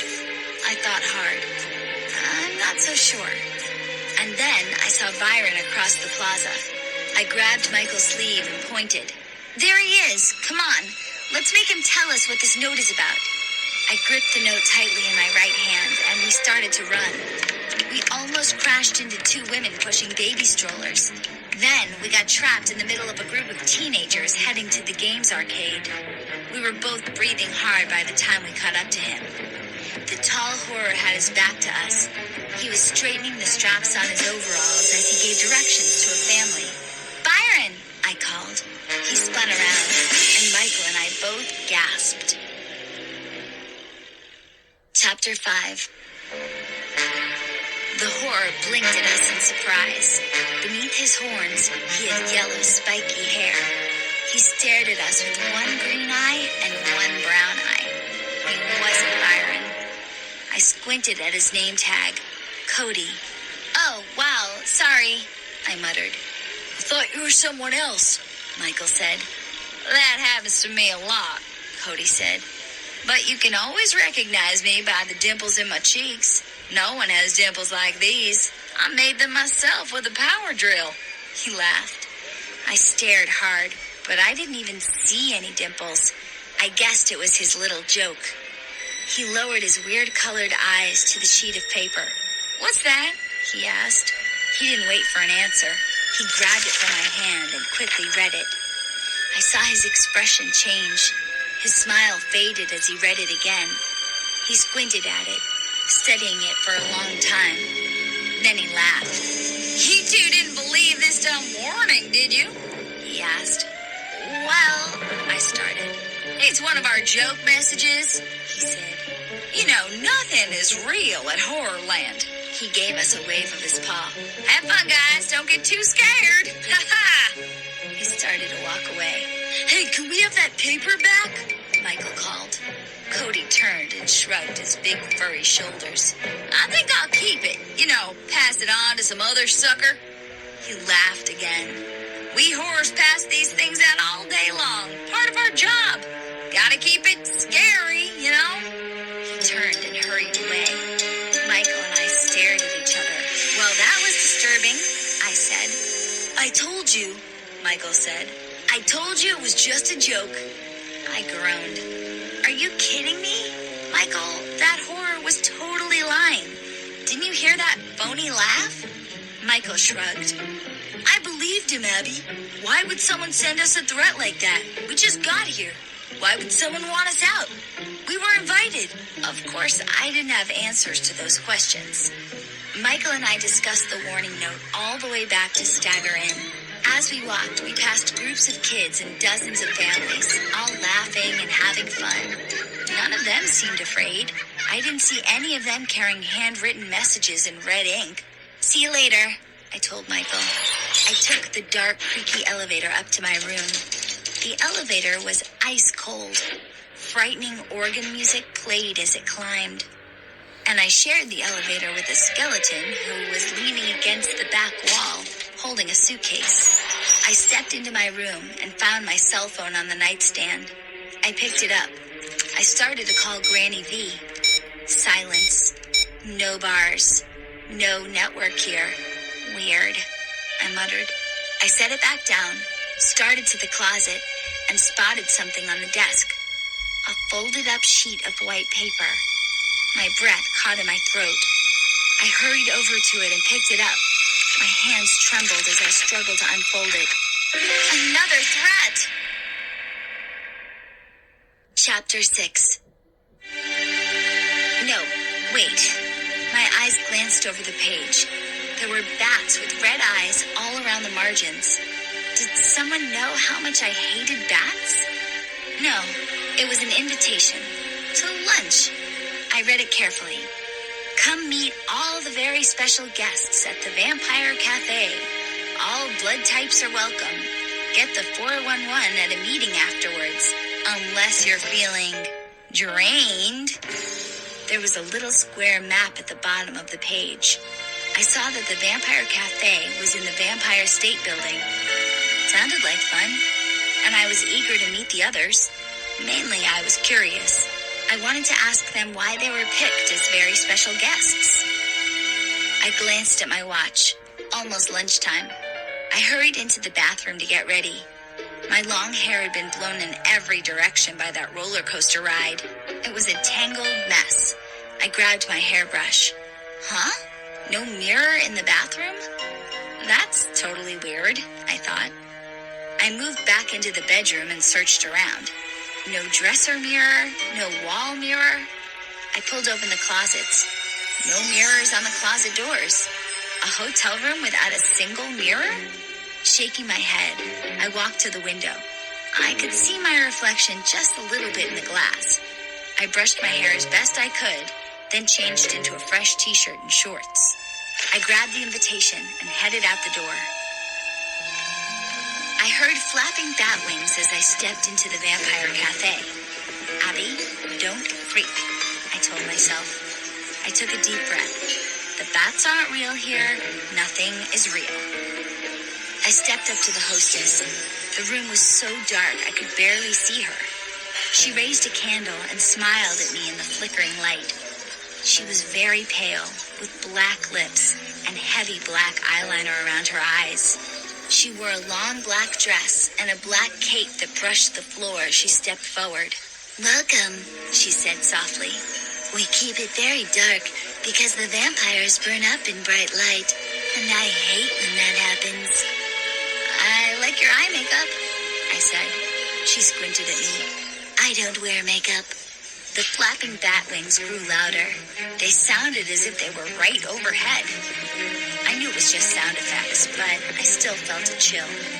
The hostess led me to a long table at the back. A waitress was filling everyone's glass from a big pitcher.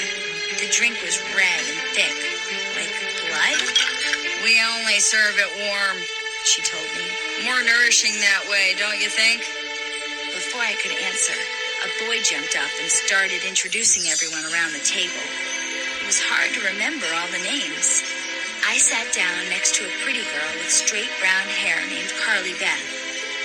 The boy who greeted me was tall and athletic looking. I think his name was Matt. Next to him, a brother and sister named Billy and Sheena. I dropped into my chair.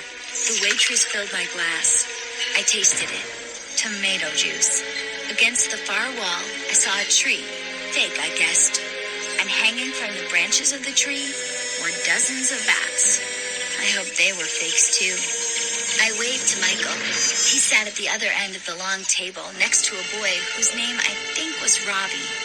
Robbie was busily drawing a cartoon on his placemat, and Michael was laughing. Have you all been here a long time? I asked. Has it been awesome?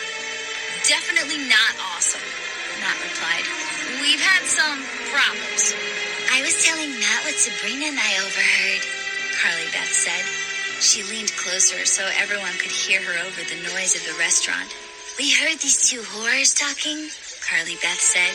One of them was named Bubba. I don't remember the second one. They didn't know we were there. And what did they say? Robbie asked, putting down his marker. They were talking about us, the very special guests, Carly Beth said. They said it's going to get a lot scarier for us. They didn't mean it as a joke, the girl named Sabrina said. They meant it for real. I glanced around the table. The kids all looked weird in the flickering candlelight, but even in the darkness, I could see how troubled they were. Matt shook his head. Byron warned us we weren't safe, he said. We have to keep searching for him. If we can find him, he'll tell us what's really going on here. Hey, I said. Did you say Byron? I just saw a horror named Byron. The kids all acted shocked. A few of them gasped. Everyone at the table turned to me. Where did you see him? Sheena asked. Was he okay? Her brother Billy asked. They bombarded me with questions. Do you know where he went? Did he give you a message for us? Did he tell you anything? I was totally confused. Why were they so excited about this horror named Byron? He came up to Michael and me at Zombie Plaza, I said, and he gave Abby a message, Michael interrupted. It said, escape Horrorland, you are in danger. We didn't know if it was a joke or not, I said. We tried to find Byron to explain, but he disappeared in the crowd. That got everyone buzzing. Let's go, Matt said. He stood up. If he's walking around the park, we have to find him. We have to learn the truth. Carly Beth pulled Matt back down into his seat. We can't just run out, she said. There's a meeting after lunch, remember? Maybe we can ask questions, Sabrina said. Maybe we can get some answers at the meeting. Everyone started talking at once. Robbie clinked his spoon against his glass until we grew quiet. I didn't get to tell my story, he said. I saw the two missing girls in the arcade. The kids all acted stunned again. Michael and I stared at each other across the table. We were both totally confused. Missing girls? What were they talking about? They came into the arcade. Really? Robbie said, tapping his marker excitedly on the tabletop. I saw them both. I talked with them. What did they say? Matt asked him. That none of us are safe in Horrorland, Robbie answered. They wanted to take me to another park. They said we'd be safe there. That proves it, Matt cried. We have to get out of here. Wait a minute, Sabrina cried. Everyone turned to her. Robbie hit his head. When Carly Beth and I found him in the arcade, he was totally unconscious. So? Robbie demanded. So maybe you dreamed about seeing Brittany and Molly, Carly Beth said. Right, Sabrina agreed. You were knocked out. How could you see the two girls? Whoa, wait. Robbie stood up and reached into his jeans pockets. I didn't dream it. I can prove it. He pulled a golden coin from his pocket and held it up. "Check it out," he said. "They gave this to me. It says Panic Park on it. It's some kind of token from another park." He passed the coin around. Everyone studied it with serious expressions. Again, I glanced across the table at Michael. He and I didn't know what they were talking about. Missing girls? Another theme park? I had a million questions I wanted to ask them. The token came to me. I raised it close to my face to study it. It was shiny and new. I could see the letters PP engraved on one side, and I could see my reflection in the coin. I saw my eye up close. Then I saw that one side of my hair was messed up. Suddenly, I felt a strong pull, as if the coin were pulling me toward it, like a vacuum cleaner. I blinked. What is up with this? I gripped the coin tightly. I tried to pull back, but I could feel myself sliding, moving toward the shiny surface. It was drawing me to it, pulling me into it. I felt so strange, so helpless and light. Chapter 7. A hand grabbed the token away. I felt dizzy, stunned. I turned to see that the waitress had taken it. She shoved it into her black apron pocket. "Thanks for the tip, guys," she said. "Tips mean a lot to us." Robbie jumped to his feet and stuck out his hand. "Hey, give it back!" he cried. "That wasn't your tip. That token belongs to me." The waitress rolled her eyes. Okay, she grumbled. "Don't get your boxers in a twist." She handed back the token. Robbie raised it to his face to examine it in the candlelight. "Hey," he shouted. "It's not the same coin. This one says Horrorland on it." He turned around to protest, but the waitress had disappeared into the kitchen. "She made a switch," Robbie cried. "She didn't want us to have that token." "Let's go get her," Matt declared. He jumped up, too. But before anyone could move from the table, two horrors stepped up to block our way. One of them was a skinny horror with purple freckles on his green face. His name tag read Bubba. The other was the yellow-haired horror, Cody. "Hope you all enjoyed your last meal on Earth," Bubba boomed. Chapter 8. He was joking. The two horrors led us to a big, dimly lit auditorium for our meeting. The stage was lit by one spotlight. It beamed down on a podium in front of a black curtain. We very special guests filled the front row. The rest of the auditorium was empty. Eerie organ music played over the speakers. The two horrors took up places at the doors. Were they guarding the exits? Michael and I sat at one end of the row. Next to us, Robbie was showing his token to Billy and Sheena. "Do you get what they were talking about?" Michael asked. "Something about two girls named Brittany and Molly, and they went missing?"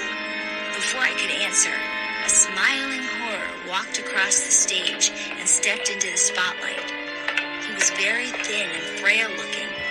He had pale green skin, a bald head under his horns, and squinted down at us through square-framed glasses.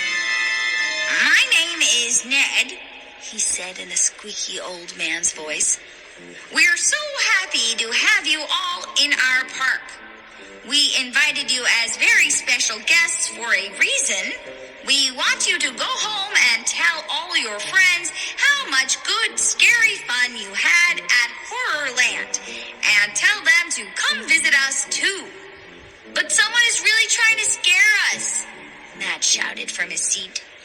Ned's smile grew even wider. "All in good fun," he said. Matt didn't give up. "We have a lot of questions for you," he said. Ned nodded. "I'll be happy to answer your questions," he squeaked. "But first, I have a special gift for each of you. A little memento of your stay with us." Matt groaned. "This dude won't answer anything," he muttered. "Here to give you your gifts," Ned said, "is the horror who had the great idea to invite you all here to the park. said it was his idea to have this meeting today. He waved to the side of the stage. Please come here and hand out the gifts. A tall horror with short yellow horns, green hair, and purple fur came striding out, carrying a package. Byron! I recognized him instantly. The horror who gave me that warning message. The other kids were all muttering excitedly. We've been looking everywhere for him. I heard Sheena whisper. And here he is. Byron, where were you? Matt shouted. Ned stood beside Byron, a smile pasted on his face. Byron pretended he didn't hear Matt's question. He held up the package. I have special Horrorland tokens for each of you, he said. I think you will want to carry them with you everywhere. It will show the horrors around the park that you're a very special guest, Ned said. No more standing in line, just show your token and go right in. And food is free at all our restaurants, Byron added. Just show your special token. Byron will call you up one by one to receive your gift, Ned announced. Byron called me up first. I took the coin from him and went back to my seat. When I looked at it, I had a shock. The token had a pyramid on it. Huh? My mouth dropped open. Why did I get an Egyptian one? Did they know about the mummies in my uncle's village? Wait, did all the kids get pyramid tokens? No, Matt's token had a weird blob on it. Carly Beth's had an ugly Halloween mask. Robbie's had a cartoon superhero. Everyone seemed shocked and upset. Did the other kids have something horrifying happen to them too? Is that what they see on their coins? We have a lot of questions, Matt shouted up to the stage. But Ned turned and walked off quickly. Byron started to follow him. But then he turned back to us, and in a loud whisper he said, Inside the Bat Barn, 4 o'clock sharp. Chapter 9. I followed the other kids out into the afternoon sunlight. The park was crowded with people having fun. Across from us, a horror in a clown suit was making balloon animals for little kids. The balloon animals all looked like rats. We gathered under the shade of a big tree, and we all started talking at once. Something really scary happened to me, I said, with real mummies. And look at my token. I held it up so they could see the pyramid on it. The others all chimed in. Their tokens matched what happened to them during the year. It's totally disturbing, Billy said. How could our worst nightmares follow us here? Michael had been quiet. I saw him studying his token intently. Suddenly, he let out a cry. Look at this! We all turned and watched him pull a tiny chip from his coin. I've seen this before. It's a tracking device, Michael said. I bet they want to spy on us and track our every move. We've got to lose these, Robbie said. Right now. But wait, Carly Beth said. You say you trust this Byron guy, right? He's on our side? So if these really are tracking chips, they are a good idea. Yes, we should keep them if Byron wants us to have them, Sabrina said. No way, Matt declared. Don't you see? They forced Byron to give us these things. That's why he wants to meet us later. I know about this electronic spying stuff, Michael said. No one is going to track me. I'll show you what to do with these coins. He walked over to a red-headed kid who was slurping an ice cream cone with his mom. He handed the coin to the kid. It makes you a special visitor, he said. You can use it to get free food and stuff. Cool, thanks, the kid exclaimed. He took the coin and showed it off to his mom. So that's what we did. We all gave our coins away to passing kids. Everyone except Carly Beth and Sabrina, that is. They kept theirs. It was almost 4 o'clock. We hurried across the park to the Bat Barn. A fat purple horror greeted us at the entrance. He handed us all wide-brimmed hats. It might keep the bats out of your hair, he said. I realized I was trembling. I wished I didn't have to go into the Bat Barn. We started into the long, dark building. Chittering bat cries rang out above our heads. I could see bats hanging upside down from the low rafters. I looked away and saw a piece of paper on the floor. I picked it up and held it close to my eyes. It was hard to read in the little bit of light that crept into the barn. Michael stepped up beside me, and I showed it to him. "It looks like a page from an amusement park guide," I said. We both stared at it. It showed kids in an old-fashioned hall of mirrors. The headline read, "Welcome to the Mirror Mansion. Reflect on where it can take you." We passed it around. "Byron must have left this for us," Billy said. "It has to be some kind of clue, like the other pages we found." His sister Sheena started to say something, but instead, a scream burst from her mouth. And seconds later, we all began to scream as the bat attack began. Bats swooped down on us, dozens of them, screeching and whistling, flapping furiously. I tugged the hat down low on my head and gripped the brim, but I felt bat claws rake my shoulders, my back. "They're real!" I shrieked. "They're not fakes!" Where is Byron?" someone cried over the screeching of the call.